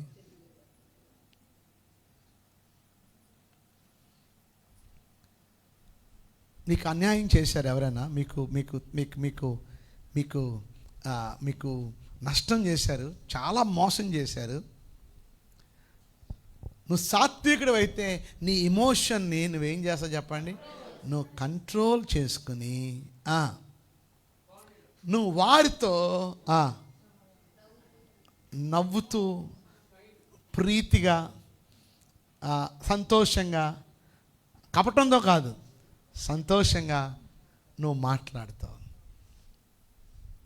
వాళ్ళు నీకు ఎంతో నష్టం చేశారు, వాళ్ళు ఎంతో నీకు కీడు చేశారు, వాళ్ళు ఎంతో నీకు మోసం చేశారు. అయినా కూడా నువ్వు తగ్గించుకుని నువ్వు వారితో ప్రీతిగా మాట్లాడుతున్నావు అంటే నీలో ఏమున్నట్టు అని అర్థమవుతుందా మీకు? అలా సాత్వికం కలిగిన వారు ఇంకెవరున్నారు? నా సహోదరి చెప్పింది, యోసేపు తన సొంత అన్నయ్యలు తమ్ముడిని పైకి తీసుకురావాల్సిన బదులు తమ్ముడిని ఏం చేశారు చెప్పండి? గోతులో త్రోసేశారు, కిందకి తోసేశారు, అమ్మేశారు. ఎన్ని దెబ్బలు తగిలేయో మరి ఆ పడిపోయినప్పుడు. కానీ ఇంత మోసం చేసినా, ఇంత అన్యాయం చేసినా, ఇంత నష్టం చేసినా, కీసంతైనా లోపల ఏదైనా మనసులో పెట్టుకున్నాడా? ఏమన్నాడు? మీరు అందరూ అక్కడ ఎందుకు ఉండడం, రోజు వచ్చి ప్రతి వారం వచ్చి తీసుకెళ్ళడం బదులు మీరే అందరూ ఇక్కడే ఉండండి అని ఎంతమందిని? 70 మందిని. ఎంతమంది చెప్పండి? మీరు విజయవాడలో ఉన్నారు, సిటీలో ఉన్నారు, మీ చుట్టాలు ఎక్కడో అమలాపురంలోనో ఎక్కడో మీరు ఏదో పల్లెటూరులో ఉన్నారనుకోండి సపోజ్. వాళ్ళు ఏమంటారు? బాబు మీ అబ్బాయితో పాటు మా అబ్బాయిని కూడా చదివించండి, అప్పుడప్పుడు కొంత డబ్బులు పంపిస్తామంటే ఏమంటాం మనం? చెప్పండి. తప్ప చెప్పింది పాప, మా వల్ల కాదు. ఒకవేళ అలా ఉంచుకున్నా మన పిల్లల్ని ఒకలా చూస్తాం, ఆ పిల్లల్ని ఒకలా చూస్తాం. మన పిల్లల్ని ఒక స్కూల్లో చదివిస్తాం, ఆ పిల్లల్ని ఇంకో స్కూల్లో చదివిస్తాం. ఆ పిల్లోడికి ఒక భోజనం పెడతాం, మన పిల్లడికి ఒక రకమైన భోజనం పెడతాం. అవునా కాదా? నీకు ఇదే ఎక్కువరా, తినా. వాడితో ఇంటి పనులన్నీ చేపిస్తాం. మీ పిల్లోడేమో టీవీ సోఫాలో కొంచెం టీవీ చూస్తుంటాడు. అని అంటాడు, ఏంటో నేను కూర్చుంటా, నువ్వు కూర్చుంటే ఎలాగా? నీ ఊరకం తిండెడతావేంటి? మీ బాబు ఇక్కడ పెట్టేశాడు, ఇక్కడ రూపాయి కూడా పంపట్లేదు, తిను, పని చేయి.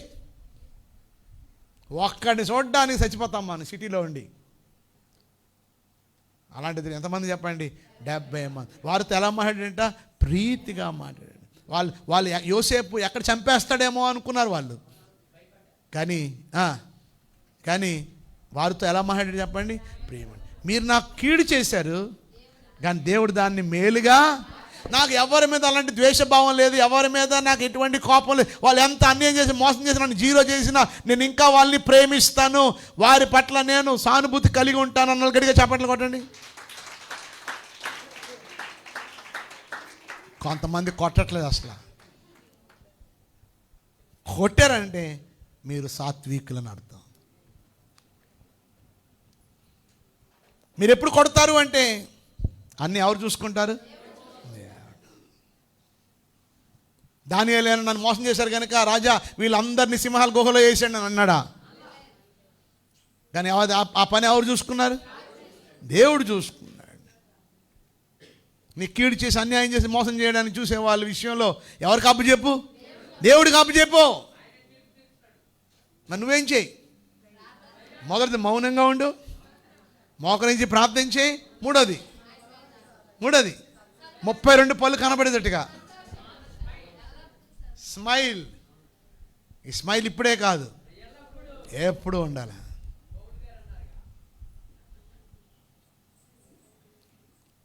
కొంతమంది ఎంత సీరియస్గా ఉంటారో, ఎంత కఠోరంగా ఉంటారో. సో మూడోది ఏంటి చెప్పండి, గుర్తున్నాయా? ఆత్మ విషయమై దీనులైన వారు ధన్యులు, దుఃఖపడువారు ధన్యులు, సాత్వికులు వారు భూలోకాన్ని. అంటే భూలోకం సంతరించుకోవడం అంటే చెప్పండి, అన్నీ మీకే. భూలోకం మీదే. అంత గొప్ప ఆశీర్వాదాలు దేవుడు ఇస్తాడంట. ఎవరికి?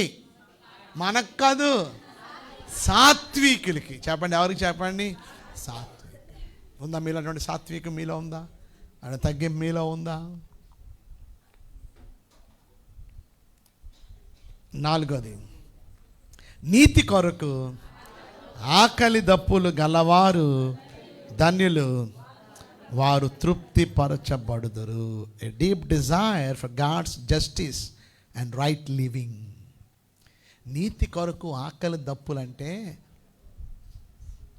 దేవుడు నీతి జరగాలి ఈ లోకంలో.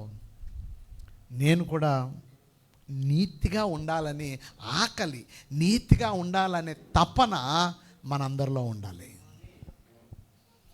ఎంతమందిలో ఉంది చెప్పండి? డబ్బు సంపాదించాలని తపన మనలో ఉంటుంది, పేరు ప్రఖ్యాతులు సంపాదించుకోవాలని తపన ఉంటుంది, అందరూ మనల్ని పొగడాలి, అందరూ మనల్ని జయజయలు కొట్టాలనే తపన మనలో ఉంటుంది, అందరికన్నా పై స్థాయిలో ఉండాలనే తపన మనకు ఉంటుంది. చెప్పండి. స్కూల్లో మా పిల్లలు చదువుతున్నప్పుడు సెయింట్ యాన్స్లో పేరెంట్స్ మీట్ ఉంటుంది అనమాట. రిపోర్ట్ కార్డు ఇచ్చినప్పుడు మేము ఎలాగెళ్ళేవాళ్ళం అంటే ఎల్కేజీ నుంచి కూడా మా వాళ్ళు పాస్ అయితే చాలే ఆ సంతోషం మాకు అన్నట్టుగా, పాస్ అయినట్టు చూపిస్తే ఆ హ్యాపీ వచ్చేవాళ్ళం. కానీ అక్కడ ఉన్నవాళ్ళు కొంతమంది తల్లులు 99.5 వచ్చిందంట ఒకడికి, వీడికి 99.2 వచ్చిందంట. అసలు ఎందుకు అక్కడ పాయింట్లో 3 ఎందుకు తగ్గింది? తపన. 99.5 ఎందుకు ఇక్కడ ఎందుకు? ఆ తల్లి ఎంతగా అరుస్తుందండి టీచర్ మీద. ఆ పేపర్లను చదివి ఆ 0.2 ఎందుకు తగ్గింది, అక్కడ ఎందుకు తగ్గింది, ఇది ఎందుకు జరగలేదు, ఓ రకరకాలుగా. దేనికోసం? తపన. జస్ట్ చిన్న పాయింట్ కోసం. నిజమే, పాయింట్ వల్ల ర్యాంకులు మారచ్చు, పాయింట్ల వల్ల ఇంకోటి మారచ్చు. కొంతమందికి తపన గురించి చెప్తున్నాను. ఏది 100కి 99 వచ్చాయి. ఏది? 1 మార్క్, హాఫ్ మార్క్.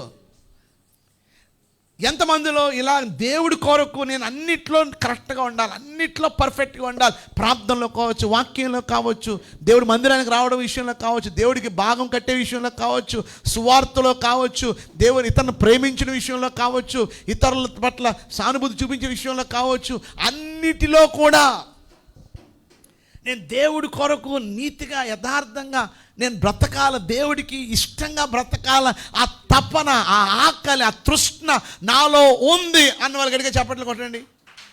అబద్ధాలు ఆడకండి. ఎందుకండి ఇప్పుడు ఇందులోనే అబద్ధం ఆడేస్తున్నారు?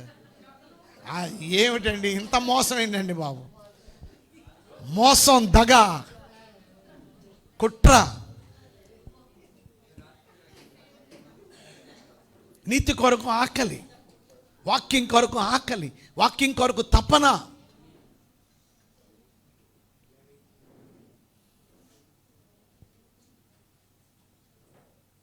ఏంటి ఇంకా 3-4వ మాట చెప్తున్నాను అయ్యగారు. ఇంకా ఏంటి ఈరోజు సాగదీస్తున్నాడు ఏంటి అయ్యగా అని మనసులో అనుకుంటున్నారు. చప్పట్లు కొట్టండి. ఇంకా నేను ప్రకాశ్ నగర్ వెళ్ళలేదు, ఇంకా కూర తెచ్చుకోలేదు, ఇంకా అక్కడ చేపలు ఉంటాయో అయిపోతాయో తెలీదు.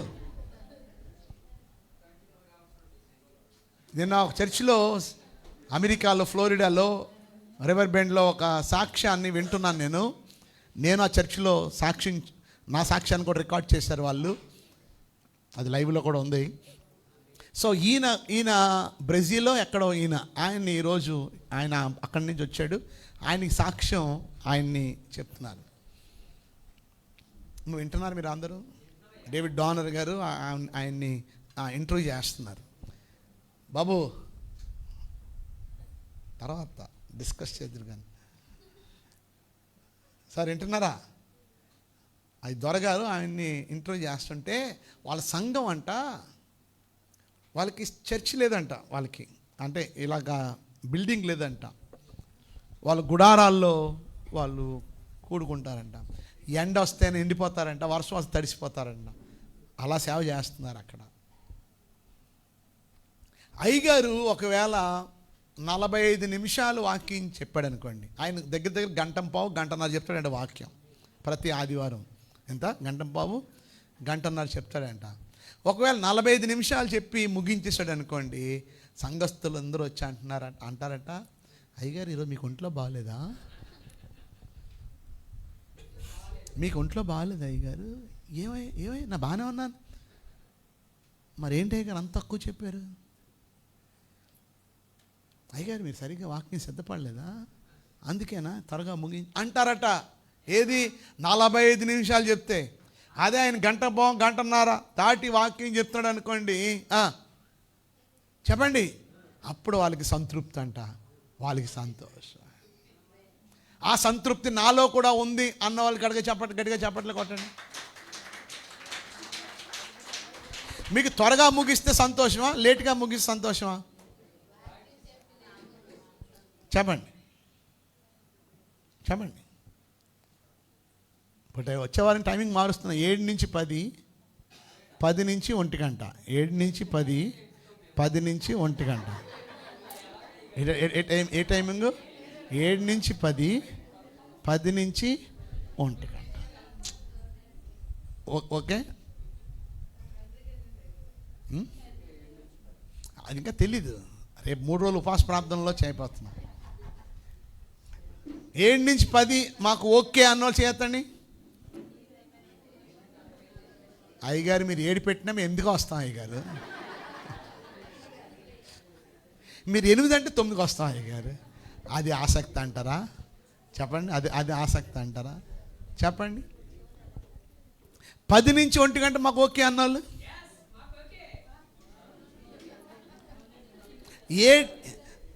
ఆరాధన 2 గంటలు ఉంటే మంచిదా, 3 గంటలు ఉంటే అది చెప్పండి ఫస్ట్.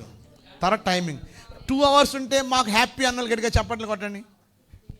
ఏమండి మీరు యథార్థంగా చెప్పాలి. అప్పుడు దాన్ని బట్టి నేను టైమింగ్ కుదుర్చుకుంటా. మాకు 2 గంటల ఆరాధన సరిపోద్ది అయ్యగారు అన్నోళ్ళు గట్టిగా చప్పట్లు కొట్టండి. మినిమం 3 గంటలు ఉంటే సంతోషం అన్నోళ్ళు గట్టిగా చప్పట్లు కొట్టండి. ఓకేనా? విన్నారా చప్పట్లు? విన్నామా? 3:30. 3 గంటలు కూడా తక్కువే, కానీ 3 గంటలు పెట్టుకుందాం. మినిమం 3 గంటలు. ఇప్పుడు చూడండి, వాక్యం స్పీడ్గా వెళ్ళిపోతుంది. ఎప్పుడో 4 ముక్కలు అయిపోయింది, అవునా కదా? కానీ ఇప్పుడు మనం ఏం చేస్తున్నాం? ఎందుకంటే మీరందరూ వాక్యాన్ని ప్రేమించేవారు కనుక, అవునా కదా? నీతి కొరకు ఏమన్నా చెప్పండి? ఆకలి దప్పులు గలవారు ధన్యులు. Blessed are they which do hunger and thirst for righteousness, for they shall be filled. తన కోసం వండుకున్నాడు యాకోబు, కానీ తీసుకెళ్ళి ఎవరికి ఇచ్చాడు? యాషావుకి ఇచ్చాడు. యాషావు తిన్నాడు. ఎందుకోసం? జ్యేష్ఠత్వం కోసం.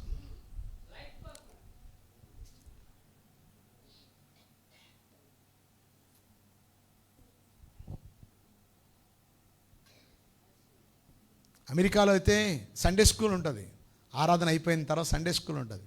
సండే స్కూల్ అంటే నేను అనుకున్నాను, ఒకసారి సండే స్కూల్లో మీరు వాక్యం చెప్పాలని నేను అనుకున్నాను. నేను పిల్లల కొరకు వాక్యం సిద్ధపడ్డాను. అక్కడికి వెళ్తే 80 సంవత్సరాలు 90 సంవత్సరాలు 95 సంవత్సరాలు అందరూ కూర్చున్నారు.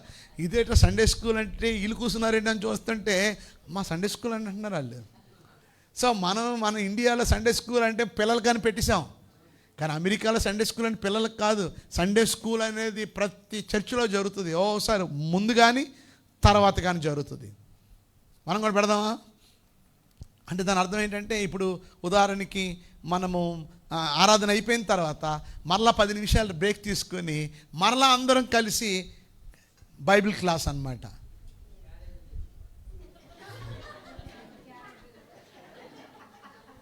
మరలా బైబిల్ క్లాస్ తెచ్చుకోలేబెట్టి క్యారీ స్కూల్కి వెళ్ళి వేరే చెప్పట్లేదండి. మీకు అర్థమైందా? సో అది ఆసక్తి అంటే. ప్రస్తుతాన్ని నేను ఎందుకు చేయట్లేదంటే నాకు టైం షెడ్యూల్ కుదరట్లే. ఒకవేళ చేసాం అనుకోండి, అప్పుడు ఏం చేసి సండే కూడా క్లాస్ జరుగుతుంది, సండే కూడా ఒక సబ్జెక్టు వెళ్ళిపోద్ది. ఆకలి, తృష్ణ, ఆమేన్, నీతి కొరకు ఆకలి దప్పులు మనం కలిగి ఉంటాం. అలాంటి వారు ఏమవుతారట? ఆత్మీయంగా వర్ధిల్లుతారు. చెప్పండి, ఏమవుతుంది చెప్పండి. ఇవన్నీ దేని గురించి చెప్తున్నాను? ఇవన్నీ నువ్వు ఆత్మీయంగా వర్ధిల్లాలంటే వాక్యము ద్వారానే. మనం 3 రోజులు ప్రార్థనలు పెట్టాం, కానీ ఎంతమంది వచ్చారు? మంగళవారం నువ్వు వచ్చావు లేదని అడగట్లేదు, ఎంతమంది వచ్చారు? I'm not asking for single man. మనం ఆత్మీయంగా ఏమవ్వాలి చెప్పండి? మనం వర్ధిల్లాలి. మత్తయి సువార్త 5:7, కనికరము గలవారు ధన్యులు, వారు కనికరము పొందుదురు. Showing compassion and forgiveness to others. మనలో కనికరం ఉండాలండి, కఠినులుగా ఉండకండి. కొంతమంది ఎంత కఠినులు అంటే ఎప్పుడో జరిగిన దాని గురించి ఇంకా లోపల పెట్టుకుని. మనలో కఠినత్వం అనేది మనలో ఉండకూడదు. మనలో ఏముండాలి చెప్పండి? మనలో కంపాషన్ ఉండాలి. మనలో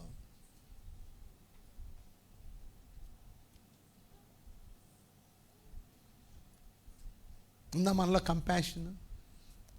ఇంతకుముందు విధవరాండ్రులకి, వృద్ధులకి, మన సంఘంలో ఉన్న వాళ్ళు కొంతమంది బియ్యం కట్ట ఇచ్చేవారు, నూనె ఇచ్చేవారు, కందిపప్పు ఇచ్చేవారు, పంచదార ఇచ్చేవారు. మెల్లమెల్లగా ఆగిపోయింది. సబ్బులు ఇచ్చేవారు. మరి అయ్యగారికి ప్రతి నెల భారం అయిపోతుంది. మనం కూడా కొంత అయ్యగారికి సపోర్ట్ చేయాలి.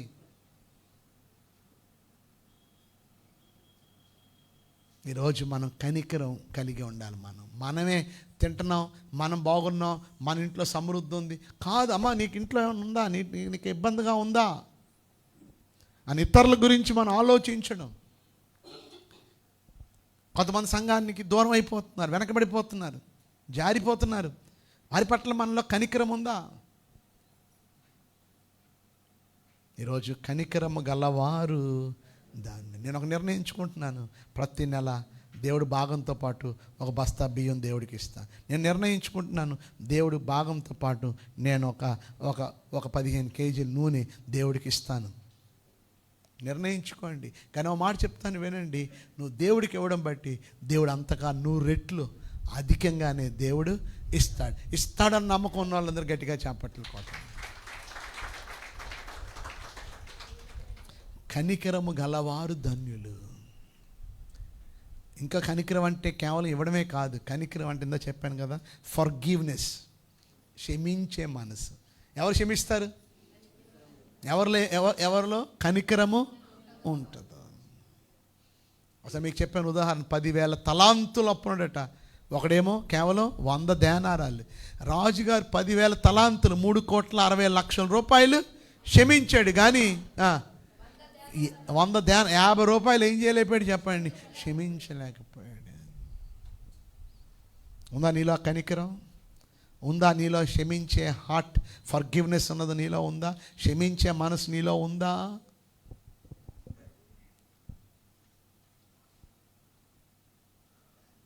ఏదో చిన్న దాని గురించి దాన్ని పెద్ద భూతద్దంలో మనం చూస్తాం. మర్చిపోవాలన్నీ కూడా. ప్రతిదీ ఎవరికి అప్పచెప్పాలి? దేవుడికి అప్పచెప్పాలి. అప్పుడు నువ్వు ఆత్మీయంగా ఏమవుతావు చెప్పండి? నువ్వు వర్ధిల్లుతావు. సో దేవుని బిడ్డలుగా మనలో ఏముండాలి చెప్పండి? కనికరం, కనికరం, కనికరం. మూర్తయ్య గారు కారులో కొత్తూరు నుంచి వస్తుంటే మిట్ట మధ్యాహ్నం ఒక వ్యక్తి పని చేస్తూ రోడ్డు మీద గొయ్యలు తీస్తున్నాడు. రోడ్డు గొయ్యలు. ఫిట్స్ వచ్చి పడిపోయాడు.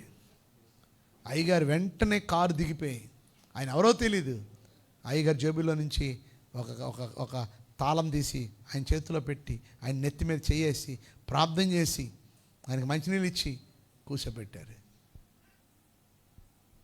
కనికరం. దేవుని బిడ్డలుగా మనలో కనికరమ కలిగిన వారిగా మనం ఉండాలి. దారిలో వెళ్తున్నా ఎవరో పడిపోయారు, నీ చేతనైనంత సహాయం చేయడం, లేకపోతే 108కి ఫోన్ చేయడమో, వెంటనే వారిని హాస్పిటల్కి తీసుకెళ్ళడంలో ఏదో పని. ఈరోజు అటువంటి కనికరం మనలో ఉందా? అది నీ తమ్ముడు, నీ అక్క ఎవరో పడిపోయారు, అలాగే వదిలేస్తావా? ఇలా దేవుని బిడ్డలుగా మనలో ఏముండాలి చెప్పండి? కనికరం కలిగిన వారిగా ఉండి. ఇక టైం లేదు. హృదయ శుద్ధి గలవారు ధన్యులు, వారు దేవుణ్ణి చూచుతారు. ఏముండాలి మనలో? హృదయ శుద్ధి అంటే, హృదయ శుద్ధి అంటే ఇంటిగ్రిటీ అన్నారు, సిన్సియారిటీ. హృదయ శుద్ధి అంటే ఇంటిగ్రిటీ, యథార్థత. విన్నారు ఎప్పుడైనా యథార్థత గురించి వర్తమానం? ఏం లేదా?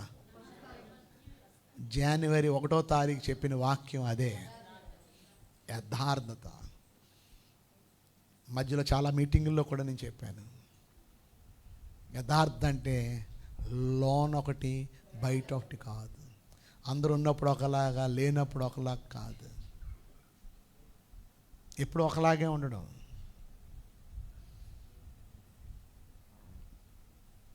కొంతమంది అయ్యగారు ఎదురుకుండా ఒకలాగా ఉంటారు, అయ్యగారు లేనప్పుడు ఒకలాగా ఉంటారు.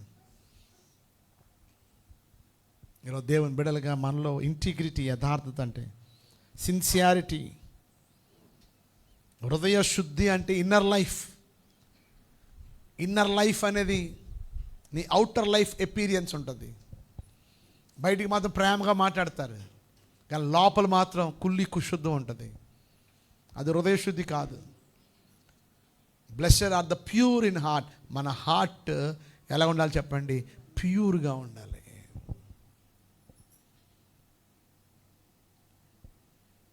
మరి నేను ఈసీజీ తీయించుకున్నాను. ఆ డాక్టర్ చూశాడు, చాలా బాగుంది అన్నాడు. ఎవ్రీథింగ్ ఇస్ ఫైన్ అని చెప్పి సంతకం పెట్టేశాడు. ఈరోజు దేవుని బిడ్డలుగా ఈరోజు మన హార్ట్ అనగా మన హృదయం, మన జీవితం ప్యూర్గా ఉండాలి.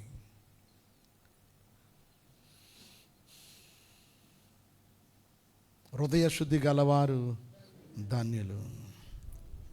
ఇంకా మనం గమనిస్తే ఈ లైటింగ్లో ఈ ఫొటోస్ కనపడుతున్నాయి మీకు. సమాధానపరుచువారు ధన్యులు, వారు దేవుని కుమారులు అనబడతారు. సమాధాన పడాలి. నేను విజిటింగ్కి వెళ్తుంటే ఓ బాబు కనపడ్డాడు నాకు. వెంటనే ఆయన నాకు వందనాలు చెప్పకముందే నేనే ఆయనకి వందనాలు చెప్పి ఆ బాబుకి నేనే సెకండ్ ఇచ్చాను. మనం సమాధాన పడ్డానికే మనం ముందుగా ఇష్టపడాలి.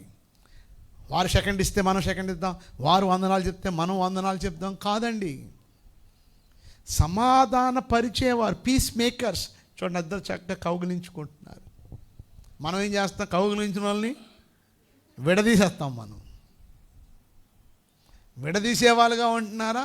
సమాధాన పరిచే వాళ్ళుగా మీరు ఉంటున్నారా?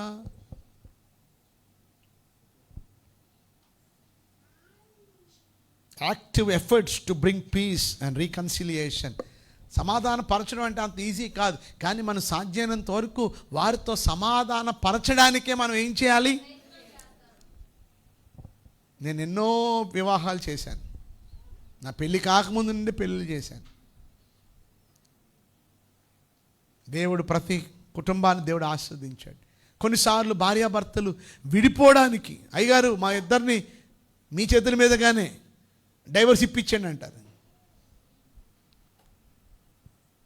నేను ఒకటే చెప్తాను, నేను సాధ్యమైనంత వరకు మిమ్మల్ని కలపడానికి ప్రయత్నిస్తానే తప్ప మిమ్మల్ని వేరు చేయడం నా వలన కాదు. మనం సమాధాన పరిచేవారిగా మనము ఉండాలి. ఆమేన్.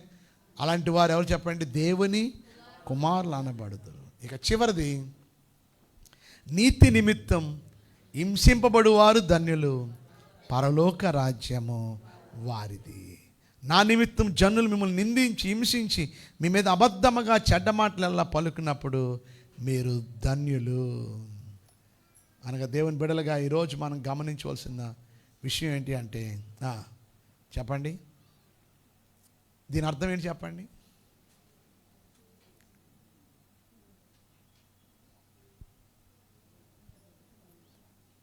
ఎన్ని హింసలు వచ్చినా, ఎన్ని పోరాటాలు వచ్చినా స్టాండింగ్ ఫర్మ్, నిలదొక్కుని నిలబడాలి. మనం స్ట్రాంగ్గా ఉండాలి. ఎన్ని హింసలు రాని, ఎన్ని శ్రమలు రాని, ఎన్ని బాధలు రాని, దేవుడి కొరకు మనము స్థిరముగా నిలబడాలి.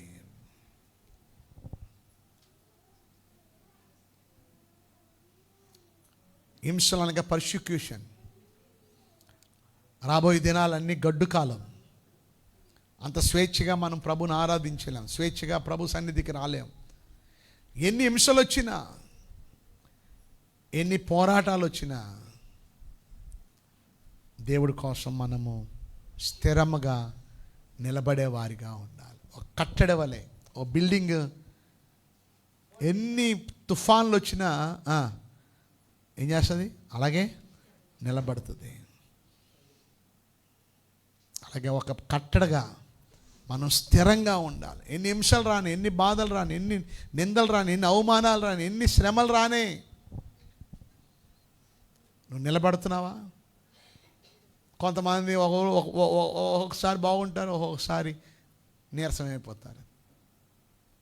స్ట్రాంగ్గా మనం ఉండాలి. దేవుడి కొరకు స్ట్రాంగ్ ఫెయిత్తో మనం నిలబడాలి. చెప్పండి.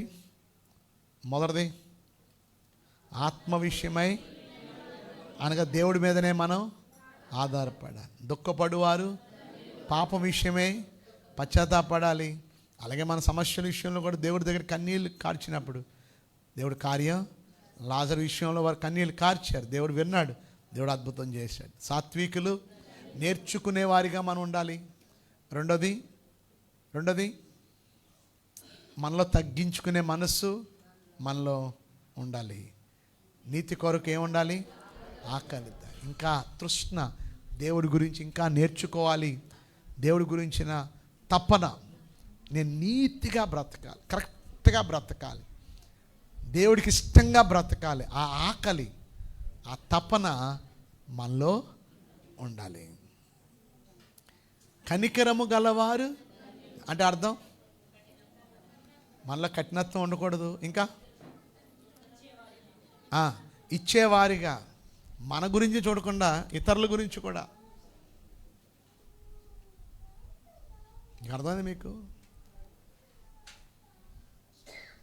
ఇతరులకు ఇవ్వడం, అంతేకాదు క్షమించే మనసు. వారు ఎంత తప్పు చేసినా వారిని మనం ఏం చేయాలి? క్షమించే వారిగా ఉండాలి. హృదయ శుద్ధి అనగా యథార్థంగా ఉండడం, సిన్సియారిటీగా ఉండడం. ఇంకా లోపల ఒకటి బయట ఒకటి మనలో అసలు రానివ్వకూడదు. అసలు ప్యూర్ ఇన్ హార్ట్ మనం ఉండాలి. సమాధాన పరుచువారు, అందరితో మనం ఏం చేయాలి? సమాధానం పడడానికే ప్రయత్నించాలి. పీస్. ఇక చివరిది, నీతిని హింసింపబడడం అంటే అర్థం,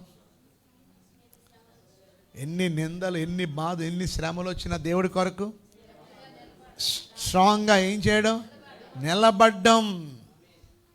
కొంత హింసలు వచ్చాయని కొంతమంది దేవుడిని విడిచిపెట్టేస్తున్నారు, హింసలు వచ్చాయని కొంతమంది దేవుడికి దూరం అయిపోతున్నారు. ఇలాగే చర్చిలో ఆరాధన జరుగుతుందంట,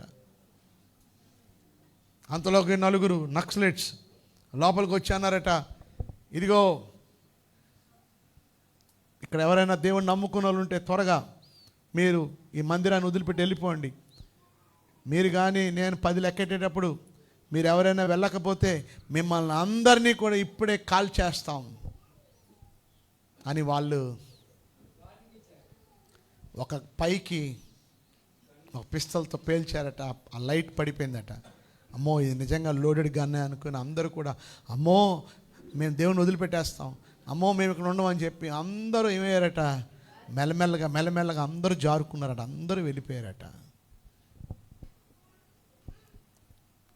ఇక మిగిలింది ఒక 4 ఉన్నారట. ఏంటమ్మా మీరు కూర్చున్నారు, ఏంటి అక్కడ కూర్చున్నారు, మీరు వెళ్ళకపోతే మిమ్మల్ని కూడా ఏం చేస్తాం, కాల్ చేస్తాం. వాళ్ళు అన్నారంట, ప్రభు కోసం మేము చనిపోవడానికైనా మేము సిద్ధమే. ఆదివారం ఆయన ఆరాధించకుండా, ఆయన్ని స్తుతించకుండా, ఆయన మహింపరచకుండా మేము ఉండలేము. మా మా మా మా జీవితం అంతా మా సమస్తాన్ని ఆయన కొరకే సమర్పించుకున్నాం. చనిపోయినా ప్రభు కోసమే, బ్రతికేది ప్రభు కోసమే. మేము 10 లెక్కెడతాం, మీరు వెళ్ళకపోయారా మీరు అయిపోతారని మళ్ళీ 10 లెక్కెట్ట. మీరు 10 కాదు 100 లెక్కెట్టినా మేము ఇక్కడే ఉంటాను. అప్పుడు వెంటనే వారికున్న వస్త్రాలు తీసేసి అన్నారట, మీరు అనుకున్నట్టు మేము మిమ్మల్ని చంపడానికి రాలేదు. నిజమైన క్రైస్తవులుగా ఎవరైతే ఉన్నారో వారితో కలిసి మేము దేవుణ్ణి ఆరాధించాలనుకుంటున్నాం, దేవుణ్ణి స్తుతించాలనుకుంటున్నాం, దేవుణ్ణి ఘనపరచాలనుకుంటున్నాం అని వారు చెప్పి వారి యొక్క బ్యాగులు తీసి దగ్గర ఒక్కొక్కరికి 10 లక్షల రూపాయలు గిఫ్ట్లుగా ఆ నలుగురికి, ఒకరికి 10 లక్షలు, ఇంకొకరు 10 లక్షలు, ఇంకొకరు 10 లక్షలు, ఇంకొకరు 10 లక్షలు, 40 లక్షలు ఇచ్చి కలిసి దేవుణ్ణి ఆరాధించి పాటలు పాడి దేవుణ్ణి స్తుతించి వాళ్ళు వెళ్ళిపోయారట. ఈ 10 లక్షలు తీసుకున్న వాళ్ళు మంచి ఇల్లు కట్టుకున్నారు, మంచి ఉన్నతమైన స్థితిలోకి వెళ్ళిపోయారు. ఈ మిగతా ఆదివారం వచ్చారండి మిగతా వాళ్ళందరూ కూడా, ఏట్రా మీరేంటి ఇలాగ నలుగురు ఇలాగ అయిపోయారు. ఇందాక వచ్చిన వాళ్ళు మిమ్మల్ని భయపెట్టారు, కానీ వాళ్ళు పరీక్షించారు. ఆ పరీక్షలో మీరు ఓడిపోయారు, మేము గెలిచాం, మాకు 15 లక్షలు ఇచ్చి వెళ్ళిపోయారు. వీళ్ళు బాదుకుంటున్నారంట, అయ్యయ్యో మేము ఉన్నా బాగుండేది. ఎన్ని హింసలు వచ్చినా స్ట్రాంగ్గా మనం నిలబడాలి.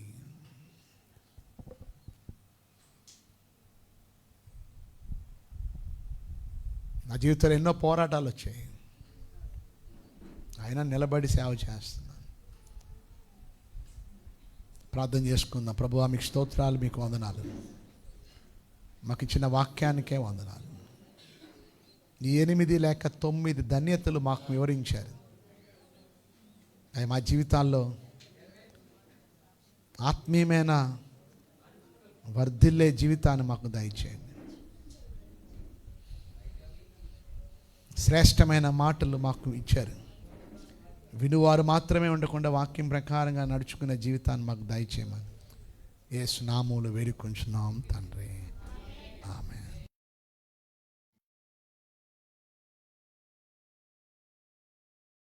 నా పేరు దివ్య. మేము రాజీవ్ నగర్ ఏ కాలనీలో ఉంటాము. కండ్రిక ఏ కాలనీలో ఉన్న సియోన్ అసెంబ్లీ చర్చ్కి వెళ్తూ ఉంటాము. నేను డీజీపీ ఆఫీస్లో జూనియర్ అసిస్టెంట్గా జాయిన్ అయ్యాను. తర్వాత సీనియర్ అసిస్టెంట్ ప్రమోషన్ తీసుకున్నాను. మేము అదే చర్చికి మా ఫ్యామిలీ అంతా వెళ్తూ ఉంటాము. ప్రతి మీటింగ్కి అటెండ్ అవుతాము. ప్రతి ఆల్ నైట్ ప్రేయర్కి, ప్రతి మంగళవారం జరిగే బైబిల్ స్టడీకి అటెండ్ అవుతూ ఉంటాము. పాస్టర్ గారు రవిలోకేష్ కుమార్ గారు మాకెంతో మంచి వాక్యాలు చెప్పి మమ్మల్ని బలపరుస్తూ ఉంటారు. పాస్టర్ గారి ప్రేయర్స్ వలన, సంఘస్థుల ప్రేయర్స్ వలన, దేవుని యొక్క మహాకృపను బట్టి నేను రీసెంట్గా ఆఫీస్ సూపరింటెండెంట్గా ప్రమోషన్ తీసుకున్నాను. దేవునిలో ఉంటే ఇలాంటి ఎన్నో గొప్ప గొప్ప కార్యాలను మనం చూస్తూ ఉంటాము. మీ అందరూ కూడా ప్రతి మీటింగ్కి అటెండ్ అవ్వాలని కోరుకుంటున్నాము. పాస్టర్ గారికి, సంఘస్థులకి, మీ అందరికీ థ్యాంక్ యూ సో మచ్. ఈ చిన్న సాక్ష్యాన్ని దేవుడు దీవించును గాక. ఆమేన్.